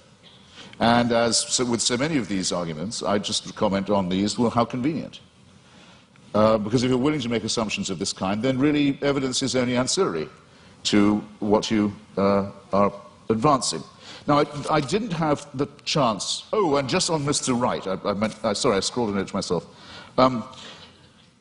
In your first round, Doctor, you said that N.T. Wright, as an impressive person, says that no explanation of the success of Christianity is possible that doesn't rest on the terms of its being true. In other words, Wright says it was so successful, it must have been, and the people were so strongly motivated to believe it that it must have been true. I regard that as a very, very unsafe assumption. Or if it is a safe one, then it must surely apply to Islam and to Mormonism. I mean, these are two very, very, very fast-growing religions, have people prepared to sacrifice enormously for it, have ancestors who were absolutely determined of the truth of it at the time, and who made extraordinary conquests in its name. If you're going to grant this for one religion, it seems to me you have to be willing, not just willing, you may indeed be compelled to make this concession for all of them. And that, I think, would be not just an unsafe assumption, but for most of you here, a distinctly unwelcome one. Now, I didn't get the chance, because I out-talked myself, and I'm sorry for it, to get to the moral dimension.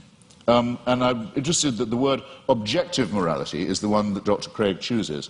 Usually arguments about morality are whether morality is, so to say, absolute, or whether it's relative. As to objectivity, I think it's a very good compromise word, by the way, and I'm very happy to accept it. But the problem with morality is this, in respect of religion. You can't prove that anyone behaves any better if they refer this problem upward to a supreme dictator of a celestial kind. There are two questions that I've asked in public, and I'll try them again, because I try them on every audience.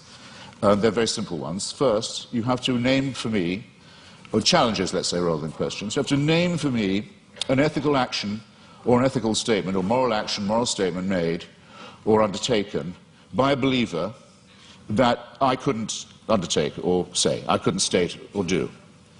I haven't yet had an example pointed out of that to me. In other words, that a person of faith would have an advantage by being able to call upon divine sanction. Whereas if I ask you to think of a wicked act undertaken by someone in the name of God or because of their faith, you wouldn't have, or a wicked statement made, you wouldn't have that much difficulty, I think, in coming up with an example right away. The genital mutilation community, for example, is almost exclusively religious. The suicide bombing community is almost exclusively religious. There are injunctions for genocide in the Old Testament. There are injunctions and warrants for slavery and racism in the Old Testament too. There's simply no way of deriving morality and ethics from the supernatural. When we come to the question of the absolute, well, the most often cited one is the Golden Rule, the one that almost everyone feels they have in common.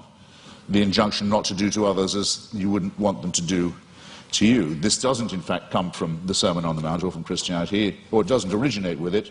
It's certainly adumbrated by Rabbi Hillel, a Babylonian rabbi, and it's to be found in the Analects of Confucius too. But it has, since we're talking about objective, relative, and absolute, a crucial weakness in it, unfortunately. We'd like to be able to follow it, but it's only really as good as the person who's uttering it. In other words, if I say, I won't treat you as I don't want you to treat me, what am I to do when confronted with Charles Manson?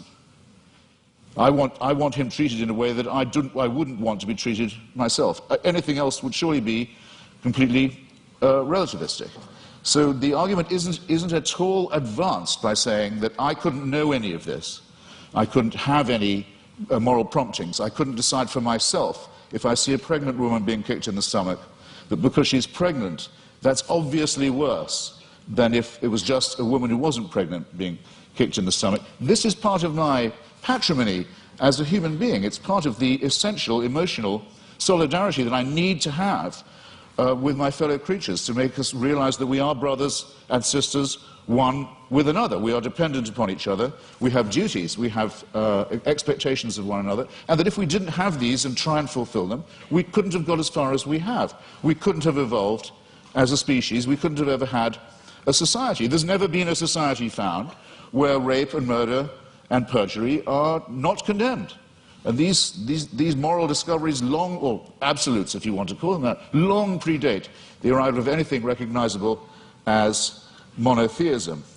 It's a bit like the argument of free will. People say, well, how do you have free will? Do you think you do have it? Well, it's a very, very difficult subject indeed. Some religions say you don't, in effect, have it. That all is determined by heaven. You're really only a plaything in a larger game. I take that to be some of the point of Calvinism. There are some schools of Islam also that say it is only as Allah wills. There's no will of yours really involved, as long as you're willing to make the prostration and the obedience. So the connection between religion and free will isn't as simple, as easy as some people like to think it is. But I would say, yes, I think we have free will. And when asked why I think so, I would have to take refuge in philosophical irony and say, because I don't think we have any choice but to have free will. But at least I know at this point that I'm being ironic, and that some of the irony is at my own expense, and it's a risk I have to be willing to run. But the Christian answer is, of course you have free will. The boss insists upon it. This somewhat degrades the freedom and redefines the idea of will. And it seems to me also that there's something degrading in the idea of saying that morality is derived in the same way, that it comes from on high, that we ourselves are not good enough, that we don't have the dignity, we don't have the self-respect, we don't have the character to know a right action or a right statement when we see it or when we want to perform it. It's this servile element in religion. It's not, strictly speaking, the subject of our debate this evening, I know, but I'm damned if I completely forego it. It's the idea that buried in the religious impulse is actually the wish to be unfree, is the wish for an immovable, unchangeable, celestial authority, a kind of heavenly North Korea that will take our decisions away from us and commit us only to worship and praise and thank a great leader and his son, the dear leader, forever and ever and ever. I'm so glad there's no evidence that this is true. Thank you.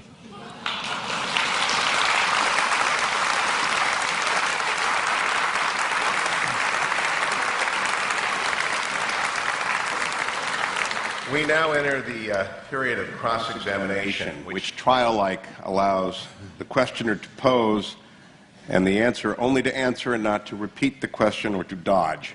6 minutes of questions begin to Dr. Craig, followed by 6 minutes of questions to Mr. Hitchens. Dr. Craig, your questions for Mr. Hitchens. All right, let's talk first about whether there are any good arguments to think that atheism is true. Now, it seems to me that you're rather ambivalent here, that you say, you redefine atheism to mean a sort of atheism or non-theism. That's what it means. But how do you distinguish then the different varieties of non-theism? For example, what is normally called atheism, agnosticism, or the view of verificationists that the statement God exists is simply meaningless? Well, I mean, there are different schools of atheism, as you say, but there's no claim I know how to make that says atheism is true, because atheism is the statement that a certain proposition isn't true. So I wish you'd get this bit right, because it's there you go again. Well, I just devoted a little time to this. I said it is not in itself a belief or a system. It simply says you can get by better, probably, we think, without the assumption that no one who wants you to worship a god has ever been able to come up with a good enough reason to make you do it. Now, so the point is, though, that on your definition of atheism or non-theism, it really embodies a diversity of views, such as agnosticism, what is normally called atheism, or this verificationism. Now, which of those do you hold to within this umbrella of atheism? Are you an atheist who asserts the proposition God does not exist, or do you simply withhold belief in God in the way the agnostic does? Right. On some days, I'm a great. No, I'm not going to do you that much of a favor. On some days, I'm a great admirer of Thomas Huxley, who had the great debate with Bishop Wilberforce in Oxford at the Natural History Museum about Darwinism in the mid-19th century, and who was known as Darwin's bulldog. We would now say Darwin's pit bull, and who completely trounced the good bishop. But I can't thank him for inventing the term agnostic. And I can't thank him for some of his social Darwinist positions either, some of which are rather unattractive. I need an answer to this. My time is fleeting. Because I think agnosticism is evasive. To me, yes, if you talk about the power of the Holy Spirit and so forth, to me, that is meaningless. It's to me, I'm sorry, I've tried. It's white noise. It's like saying there is only one God and Allah is his messenger. It's gibberish to me. There are many of us, I'm sorry, there are just many of us of whom this is the case. It may be true, it is true. Okay, Mr. Hitchens, I got to press you here, because time is leaving. Feel free. What is your view exactly? Press away. Do you affirm God does not exist, or do you simply withhold belief in it? Once I have said that I've never seen any persuasive evidence for the existence of something, and I've made real attempts to study the evidence presented and the arguments presented, that I will go as far as to say, have the nerve to say, that it does not therefore exist, except in the minds of its, except in the Henry Jamesian subjective sense that you say of it being so real to some people in their own minds that it counts as a force in the world. Yes. Okay, so you do affirm then that God does not exist. Now, what I want to know, and do you have any justification for that? I think I've come unwired in some horrible way. You're fine. Are you sure? Do you have any arguments leading to the conclusion that God does not exist? Well, I would rather. I think I'm wondering if I'm boring anybody now. I would rather say. I'd rather state it in reverse and say I find all the arguments in favor to be fallacious or unconvincing. And I'd have to add that though this isn't my reason for not believing in it, that I would be very depressed if it was true. But that's a quite different thing. I don't say of atheism that it's at all morally superior. That would be very risky. I wouldn't admit that it was at all morally inferior either, but we can at least be acquitted on the charge of wishful thinking. I wonder if that's the case. Would you agree that the absence of evidence is not evidence of absence? Well, you know, I'm not sure that I would agree. Okay. Let's turn to the moral argument and talk about that a little bit. I think you've misunderstood the moral argument. Given the stakes, Doctor, sorry. Given the stakes, I mean, you're not saying, we're not talking about unicorns or tooth fairies or leprechauns here. We're talking about an authority that would give other human beings the right to tell me what to do in the name of God. So for a claim like that, if there's no evidence for it, it seems to me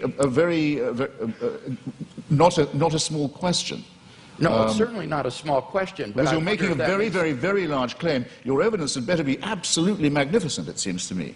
And it's the lack of magnificence, I think, that began to strike me first. One final question, Doctor. Okay, well, let's go to the moral argument. It seems to me there that you've misunderstood the argument in that we're looking for an objective foundation for the moral values and duties that we both, I think, want to affirm. It's not a matter of whether or not we can know what is right and wrong, or that we need God to tell us what is right and wrong. It's rather that we need to have some sort of an objective foundation for right and wrong. Wouldn't you agree on your view? It's simply the sociobiological spin-offs of the evolutionary process, and that therefore these do not provide any sort of objective foundation for moral values and duties. That could be true, yes. That Okay. could well be true. Yeah, I don't want to be too much of a reductionist, but it's entirely possible that it is purely evolutionary and functional. One wants to think that there's a bit more to one's love for the fellow creature than that. But it doesn't add one iota of weight or moral gravity to the argument to say, but that's because I don't believe in a supernatural being. It's a non sequitur. Mr. Hitchens, your questions for Dr. Craig.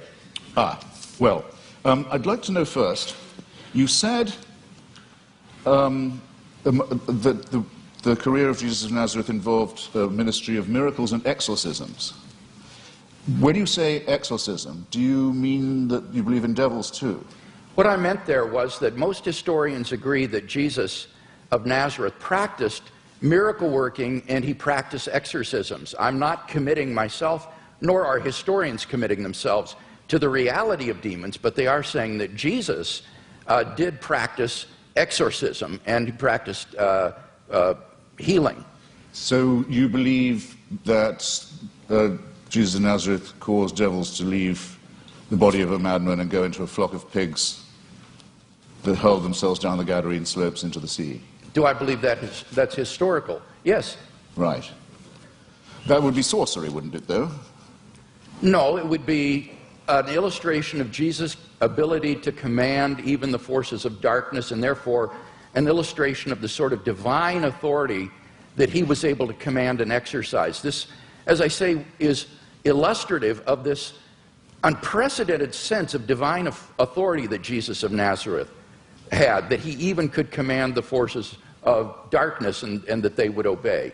So whether you think he was a genuine exorcist or that he merely believed himself to be an exorcist, what is historically undeniable is that he had this radical sense of divine authority, which he expressed by miracle working and exorcisms. Right. And you believe he was born of a virgin? Yes, I believe that as a Christian. I couldn't claim to prove that historically. That's not part of my case tonight. But I as a Christian, I believe that.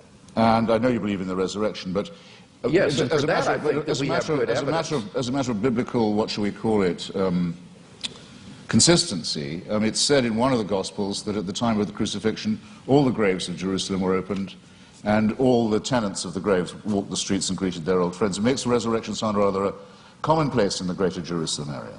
It says, that's in the Gospel of Matthew, and that's actually attached to a crucifixion narrative. That's what I said. It says at the time of the crucifixion. Yes, that's right. At the time of the crucifixion, it says that there were appearances of Old Testament saints in Jerusalem at the time. This is part of Matthew's description of the crucifixion scene. Do you believe that? I don't know whether Matthew intends this to be apocalyptic imagery or whether he means this to be taken literally. I've not studied it in any depth, and I'm open-minded about it. I'm willing to be convinced one way or the other. You see, the reason I'm pressing you is this because, we know from Scripture that the pharaohs, the magicians, could produce miracles. In the end, Aaron could outproduce them. But what I'm suggesting to you is even if the laws of nature can be suspended and great miracles can be performed, it doesn't prove the truth of the doctrine of the person who's performing them. Or would you not agree to that? Not necessarily. I think that's right. So somebody could be casting out devils from pigs, and that wouldn't prove he was the Son of God. I think that's right. In fact, there were Jewish exorcists. The only point that I was trying to make there was that this was illustrative of the kind of divine authority that Jesus claimed, especially since he didn't cast them out in God's name, where he didn't perform miracles by praying to God. He would do them in his own authority. So that Jesus exercised an authority that was simply unheard of at that time, and for which he was eventually crucified because it was thought to be blasphemous. Well, it was thought to be blasphemous to claim to be the Messiah, to be exact. I mean, the people who got the closest look at him, the Jewish Sanhedrin, thought that his claims were not genuine. So remember, if you're resting anything on eyewitnesses, the ones who we definitely know were there thought he was bogus. But, okay, I think I've got a rough idea, assuming you make that assumption of his pre-existing divinity, that it's a presuppositionalist case, I can see what you're driving at. Well, no, I'm not a another question. I've got another question for you, which is this. How many religions in the world do you believe to be false? I don't know how many religions in the world there are, so I Well, can't could you answer. name... Right.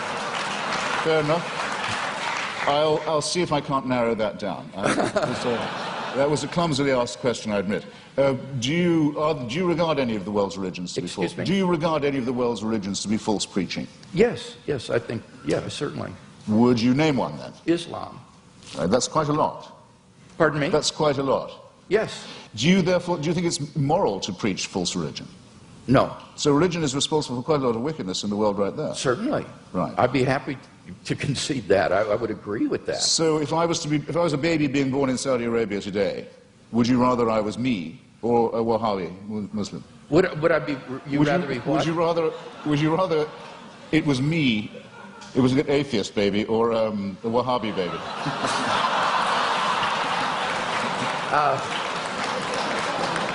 I don't have any preference as to whether you would.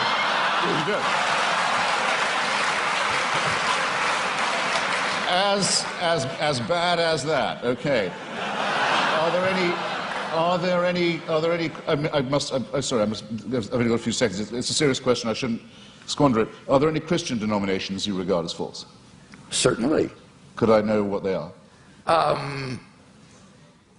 Well, I'm not a Calvinist, for example. I think that certain tenets of Reformed theology are incorrect. I would be more in the Wesleyan camp myself. But these are differences among brethren. These are not differences on which we need to put one another in some sort of a cage. So within the Christian camp, there's a large diversity of perspectives. I'm sure there are views that I hold that are probably false. But I'm trying my best to get my theology straight, trying to do the best job, but I think all of us would recognize that none of us agree on every point of Christian doctrine, on every dot and tittle. Before Mr. Hitchens succeeds in launching another series of religious wars among Christians, let's get to the responses. 7 minutes are each. Dr. Craig, it is your 7 minutes. Okay.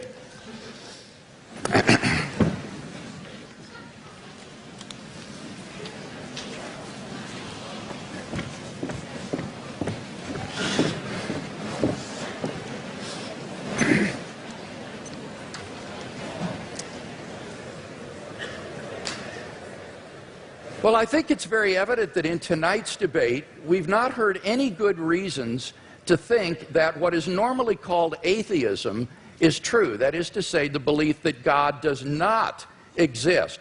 Mr. Hitchens withholds belief in God, but he's unable to give us any argument to think that God does not exist, which is what is called positive atheism.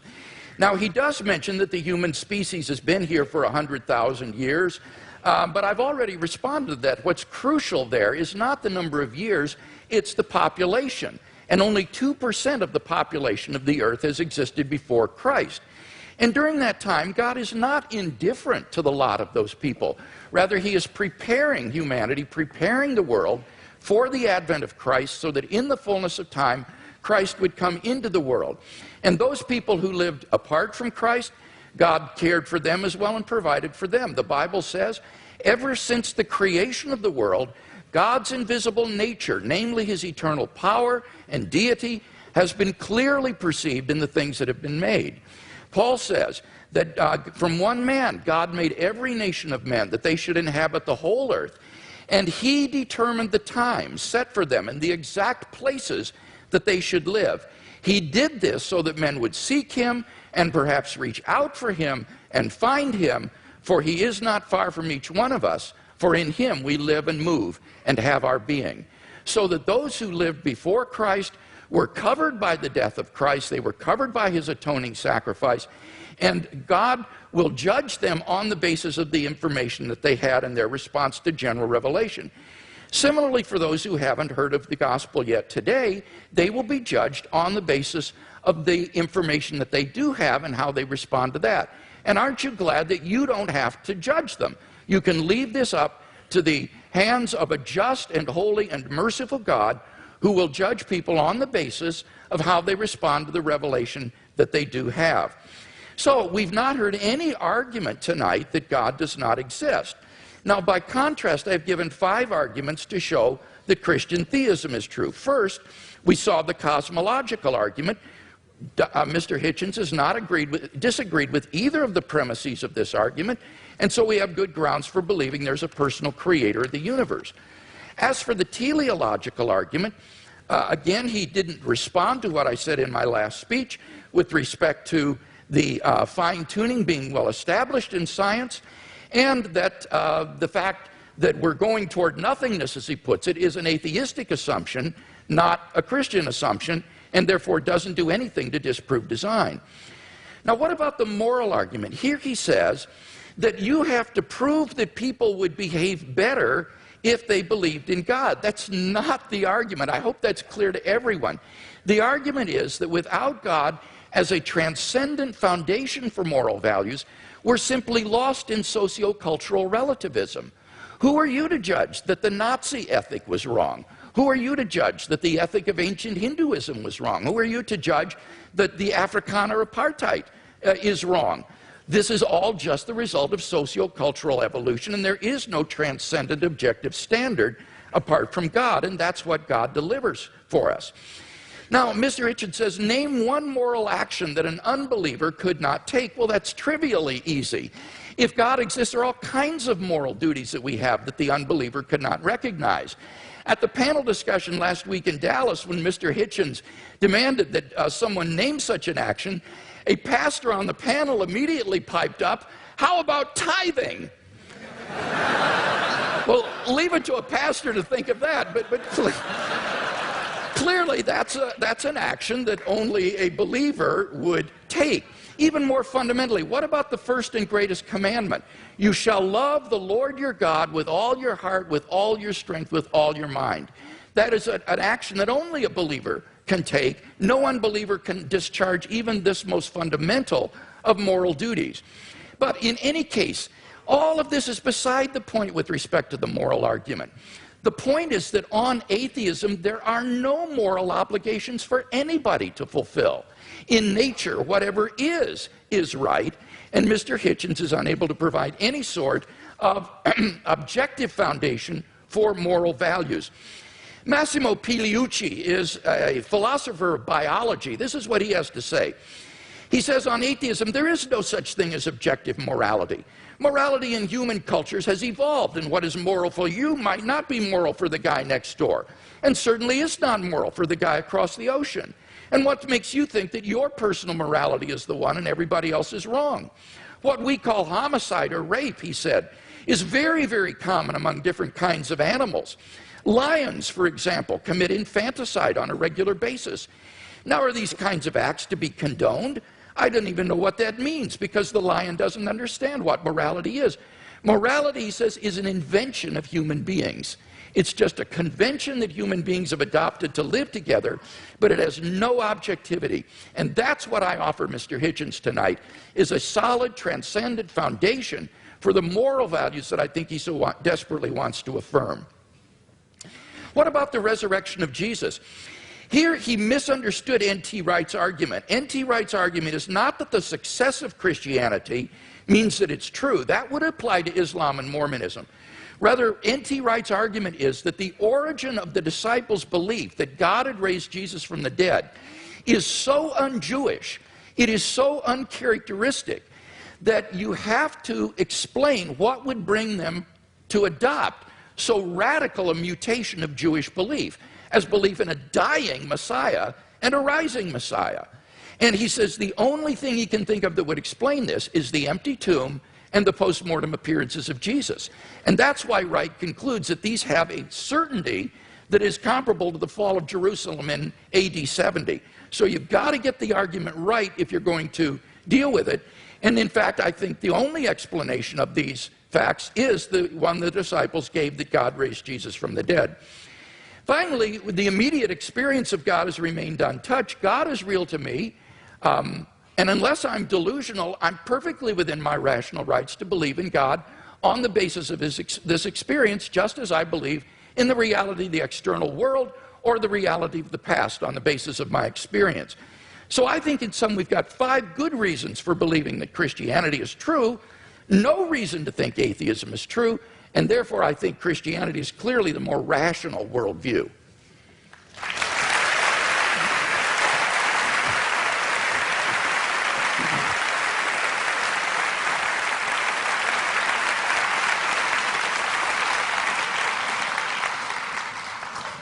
I think you'll correct me if I'm wrong, it's Tertullian, isn't it, who says something like, it's variously translated, credo quia absurdum, that the very improbability of the thing, the very unlikelihood of it, the unlikelihood that anyone would fabricate such a thing, for example, that a Jew could be brought to believe something so extraordinary, is testimony to its truth. I'm sure there can't be anyone here who doesn't think that's a little too easy, a little too facile. I myself, for example, have followed the career of a woman known vulgarly in the media as Mother Teresa, an Albanian named Agnes Bujashu, a Catholic fanatic operating in the greater Calcutta area.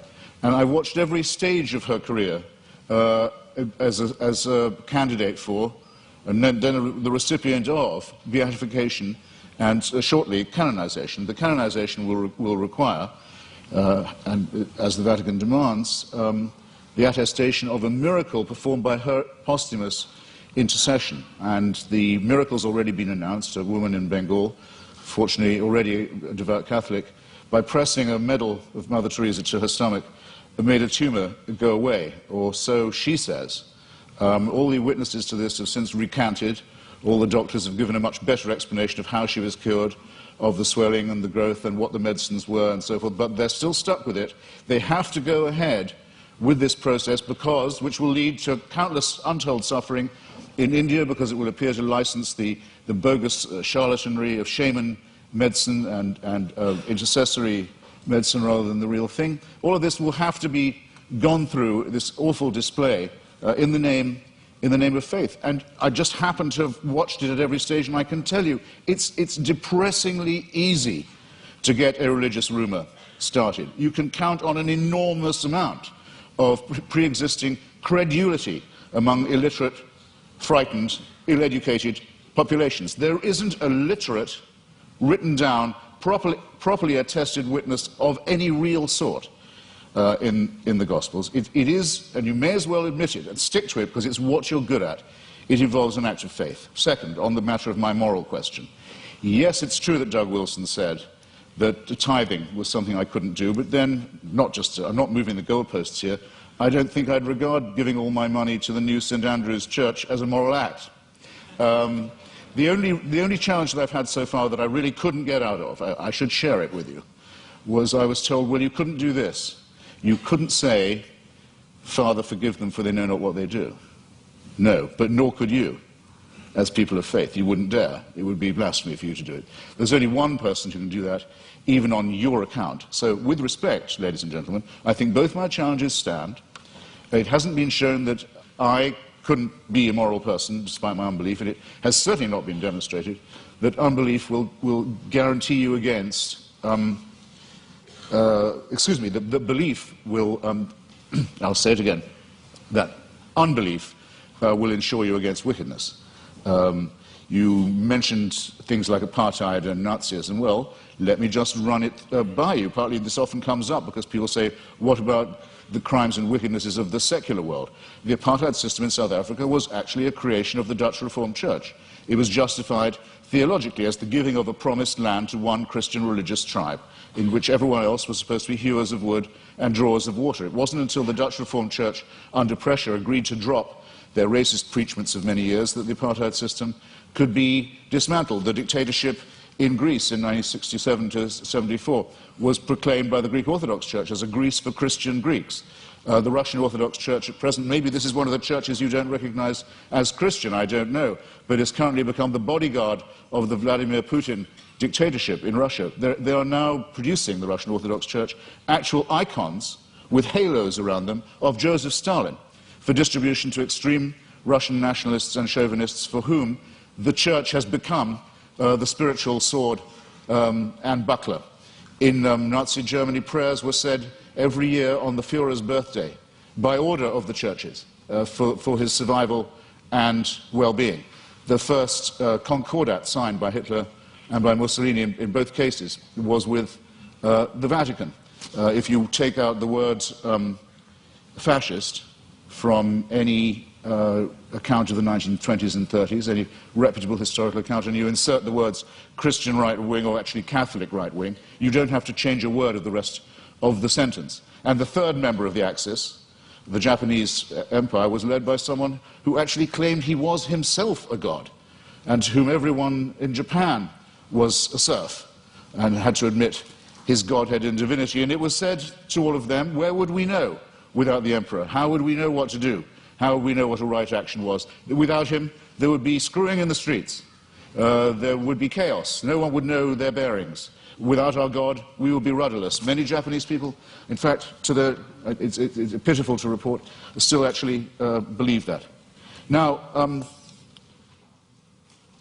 I want to say, in other words, that religion is the outcome of unresolved contradictions in the material world. That if you make the assumption that it's man-made, then very few things are mysterious to you. If you make the assumption that religion is man-made, then you would know why, it would be obvious to you why, there are so many religions.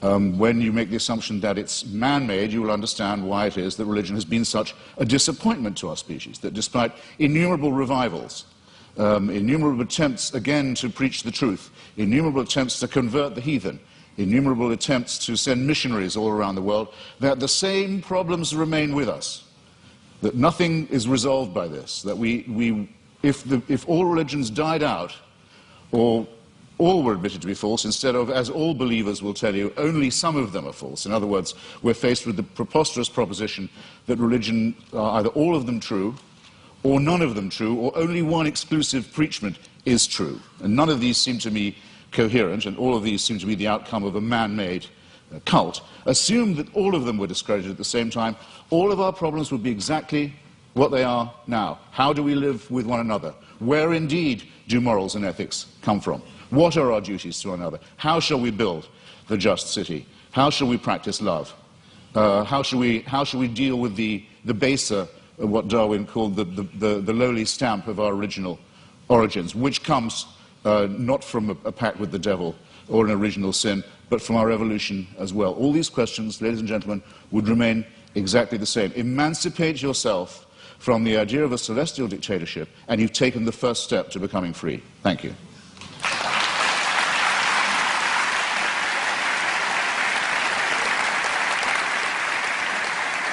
Dr. Craig, your closing argument, 5 minutes.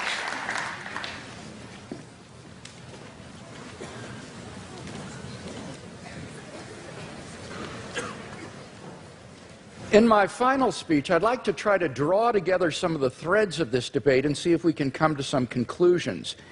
First, have we seen any good arguments tonight to think that God does not exist? No, I don't think we have. We've heard attacks upon religion, Christianity impugned, God impugned, Mother Teresa impugned, but we haven't heard any arguments that God does not exist. Mr. Hitchens seems to fail to recognize that atheism is itself a worldview, and it claims alone to be true, and all the other religions of the world false. It is no more tolerant than Christianity with respect to these other views. He asserts that he alone has the true worldview, atheism. The only problem is he doesn't have any arguments for this worldview. He just asserts it. So it seems to me that if you're going to have a worldview and champion it tonight, you've got to come to a debate prepared to give some arguments, and we haven't heard any. He did have an argument about evolution, but when I explained that, it actually turned out to be supportive of theism. Evolution actually provides evidence for the existence of a designer of the universe. So we've not heard any good arguments to think that atheism is true. Now, I presented 5 reasons to think that theism is true. And this is what God, or the God hypothesis, does give you. He asks, what does it give us? It explains a broad range of human experience, philosophical, ethical, scientific, historical, experiential. I find the attraction of the God hypothesis is that it is so powerful in making sense of the way the world is. For example, the God hypothesis explains the origin of the universe.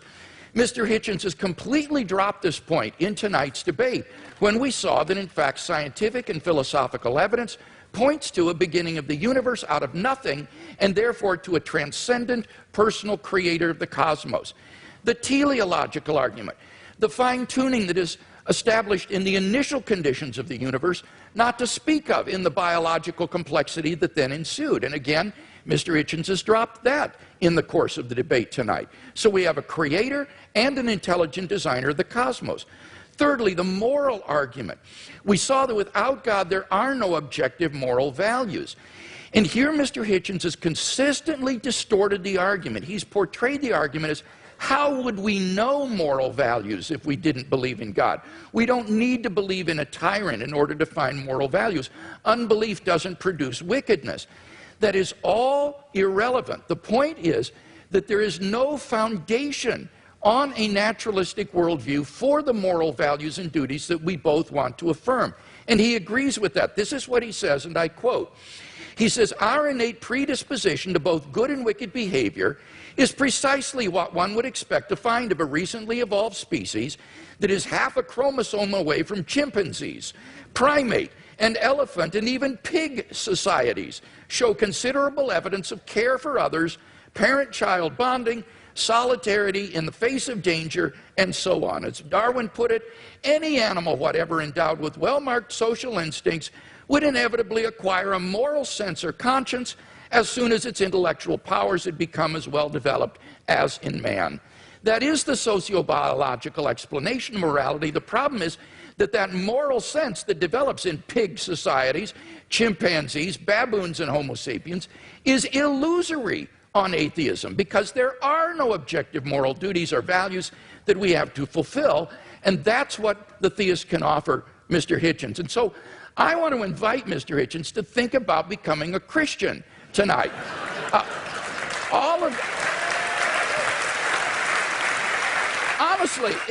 Honestly, if he is a man of goodwill who will follow the evidence where it leads, all of the evidence tonight has been on one side of the scale.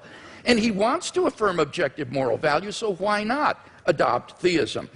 The resurrection of Jesus has gone unrefuted. The argument is not that it's too improbable to be false. The argument is that you need a historically sufficient explanation to explain why the disciples came to believe this. And there isn't one apart from the empty tomb and appearances. It's not a matter of rumor, because the empty tomb was public knowledge in Jerusalem. It would be impossible for Christianity to flourish in Jerusalem in the face of an occupied tomb. Finally, the immediate experience of God. If there's anybody watching or listening to the debate tonight who hasn't found God in a personal, experiential way, then I want to invite you as well to think about becoming a Christian. I became a Christian as a junior in high school, and it changed my entire life. And I believe that if you'll look into it honestly with an open mind and an open heart, that it can change your life as well.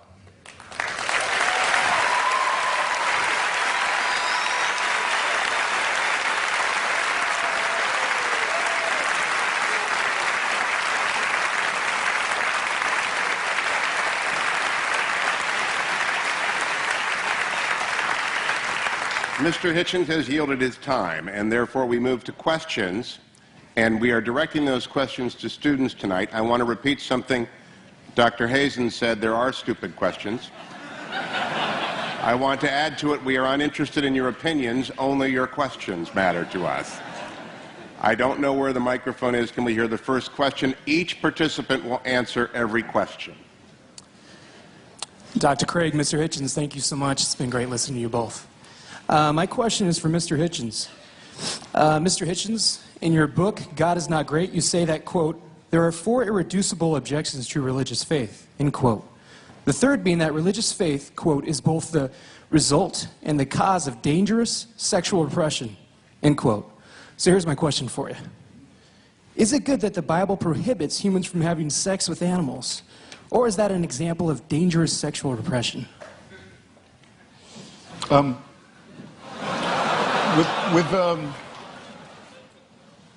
The allusion I was making was not to the man-made in the ordinary sense nature of religion, that you can tell from studying some of its codes that it's humans that are inventing it. That's why so many of the injunctions in the Old Testament are, as you quite rightly say, concerned with agriculture, shall we put it delicately. But it's more that it's men-made, that it's designed to keep women in subordination. But could you answer the question? Do you think the Bible is right to prohibit humans from having sex with animals? I don't know of any good advice about having sex with animals. In favor of it, I mean to say, look, there are things that if people do, incest is one, and cannibalism is another. If you do them, you'll die out. A society that permitted it would. There were societies in New Guinea that did practice cannibalism, and there's a terrible disease that you get called kuru if you do it, and it seems to be. If you like, there are some rules that are self-enforcing. That's not what when I was talking about sexual repression, I was talking about the enormous number of prohibitions on sex between men and women, and on the evident fear of female sexuality, and the superstitious dread, for example, of female menstrual blood. Things of this kind. Dr. Craig, your assessment of that question and answer. Well, I think the question illustrates that apart from God, whatever is in nature is right. There is no thing barred in nature if there is no sort of objective moral code. So the question is a good one because it illustrates that here is a guideline for sexual expression that is very good for human beings and not something that's meant to be repressive or harmful to human beings. In fact, the studies I've seen says that religious people have more fun with sex than people who are not religious, and it's actually shows that they are more sexually satisfied in marriage and so forth. So I think the question makes a good point. I think I have to have another bite at this.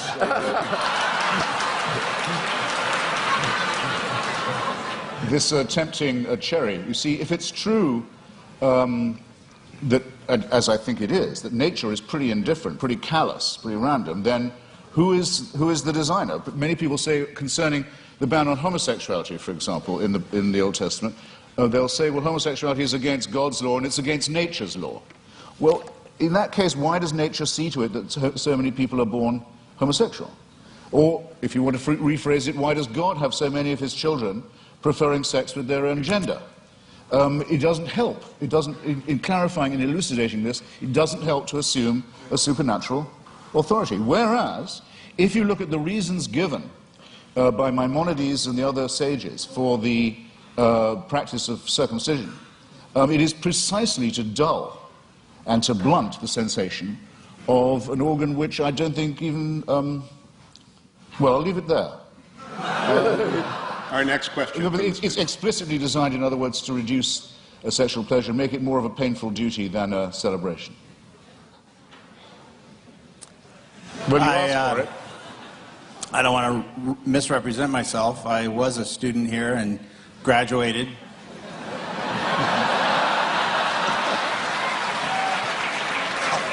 Somewhat by the skin of my teeth, but Mr. Hitchens, you stated that some of your most strongly stated arguments are that the results of religion, violence, death, destruction, the motivation being religion, discredit those who would promote a belief in God. However, I think there's an imbalance there in that the nuclear bomb was created by physicists, and is the most demonstrable violence perpetrated on mankind. So I wonder how you respond to that. Well, physics isn't an ideology. Physics isn't a belief system. It's a science. Well, I think that would be subjective. I mean, you could, any more than the Marie Curie discovering radium makes her practice morally different. I mean, it's not comparing like with like. What I'm talking about are specific religious injunctions to do evil, to mutilate the genitalia of children, for example, to take the pastor, Douglas Wilson, who Dr. Craig was just mentioning, with whom I crossed swords several times this year, recently in Dallas. I happened to be mentioning to him about the commandment to exterminate the Amalekites in one of our debates, and he said that commandment is still valid. If there were any Amalekites, it would be his job to make sure that they were all put to the sword. And some of the virgins left over for slavery, purposes better imagined perhaps than described. I think this is a very serious problem. I'm not taking refuge in the commonplace that sometimes religious people behave badly, that would discredit religion. That would be a very soft option. I'm saying there are specific biblical, scriptural injunctions to do evil. Dr. Craig, in that regard, those who are announced atheists who have done evil in the world, particularly in the last 20th century, the Marxists, the Trotskyites, the Stalinists, have they done more damage in your view and more evil than the Christians? Well, this is a debate, Hugh, that I don't want to get into because I think it's irrelevant. I as a philosopher, and I mean this, am interested in the truth of these worldviews more than I'm interested in the social impact. And you cannot judge the truth of a worldview by its social impact. That's just irrelevant. Bertrand Russell, in his essay, Why I'm Not a Christian, understood this. Russell said, you cannot assess the truth of a worldview by seeing whether it's good for society or not. Now, the irony was, when Russell wrote that back in the 20s, he was trying to refute those who said that you should believe in Christianity because it's so socially beneficial to society. It was just the mirror image of Christopher Hitchens' argument, where saying you shouldn't believe in it because it's socially detrimental to human culture. But I think Russell's point cuts both ways because it's a valid point. You can't assess the truth of a worldview by arguing about its cultural and social impact. There are true ideas that may have had negative social impact, and therefore we have to deal with the truth of these, the arguments for and against them, and not get into arguments about has Marxism or Chinese communism been responsible for more deaths than theism in the 20th century. No, I completely concur with what you say there. I mean, I just wanted to say that I think that those commandments are injunctions to do evil, but I would much prefer to say that the tribe that thought it was hearing these instructions from God to kill all of its rivals, exterminate all its rivals for the Holy Land, might possibly have had, I think it's overwhelmingly probable it did have, a need to seek and claim divine approval for the war of greedy extermination, annexation, and racist conquest that it was going to undertake anyway. In other words, I don't think there was an authority issuing that commandment, whether it was morally good or otherwise, as a matter of the truth. But I would add, and I think the concession is very well worth having, that there is absolutely no proof at all that Christianity makes people behave better. Now, wait a minute, I didn't concede that. What I said, I wasn't going to argue that because it's irrelevant, but by no means did I concede that. And I do appreciate as well the way you framed the issue about the Canaanites. I think you're quite right in saying that this is not an issue about whether or not God exists. Rather, this is a question about biblical inerrancy. Did these ancient Israelites get it right in thinking that God had commanded them to do these things, or did they, in their nationalistic fervor, think God is on our side and do something which, in fact, they weren't commanded to do by God? So that this isn't an issue between atheism and theism. This is an issue about biblical inspiration and inerrancy, and that's an important issue, but it's not one that is on the floor tonight. Our next student question. Hi, my question is mainly directed at Mr. Hitchens, but Christian theism, as with all theisms that claim a revelation, say that the purpose of human existence is to serve God, and Dr. Craig might want to expound on that in some way. But Mr. Hitchens, as an atheist with no transcendent being giving you a reason for existence, what then is the best way to live life, or what is motivation for living life, or what is the purpose of your existence without a transcendent being telling you what to do? Well, I find it, you see, this is where I find it hard to accept the grammar of your question. It's as if I was only willing to concede supernatural, you want to say transcendent, I want to say supernatural, then my life would have purpose. I think that's a complete non sequitur. To me, at any rate, I'll have to just make the confession. And this is as real to me, subjectively, as any William Jamesian apprehension of the divine. I don't get your point at all. Dr. Craig, one of the written questions says, and I think it is consistent with the question from the audience, you have written that life without God is absurd, but I know unbelievers who are living fulfilling moral lives. In what way is their life absurd? Okay, let me respond to that and to the question here that was asked. I would say that the purpose of life for which God has created us is not to serve God. Remember, Jesus said, I have not called you servants, I have called you friends. And I think the Westminster Confession gets it right when it says the purpose of human existence is to glorify God and enjoy Him forever. God is the fulfillment of human existence. It is in fellowship eternally with God, the source of infinite goodness and love, that the true fulfillment of human existence and freedom is to be found. Now, when I say that apart from theism, life is meaningless, I mean objectively meaningless. This is the same distinction that we're talking about with regard to moral values. I'm saying that on atheism, there is no objective purpose for human existence. As Mr. Hitchens recognizes, eventually the universe will grow cold, dilute, dark, and dead as it runs down toward maximum entropy and heat death, and all human existence and life will be extinguished on an atheistic view of the future of the universe. There is no purpose for which the universe exists. The litter of a dead universe will just expand into the endless darkness forever, a universe in ruins. Now, of course, one can still live one's life as an illusion, thinking, well, the purpose of life is to, say, hit 40 home runs and steal 40 bases every year, you know, in the major leagues, and you draw the meaning of your existence from that. But that's not really the meaning of your existence. That's just a subjective illusion.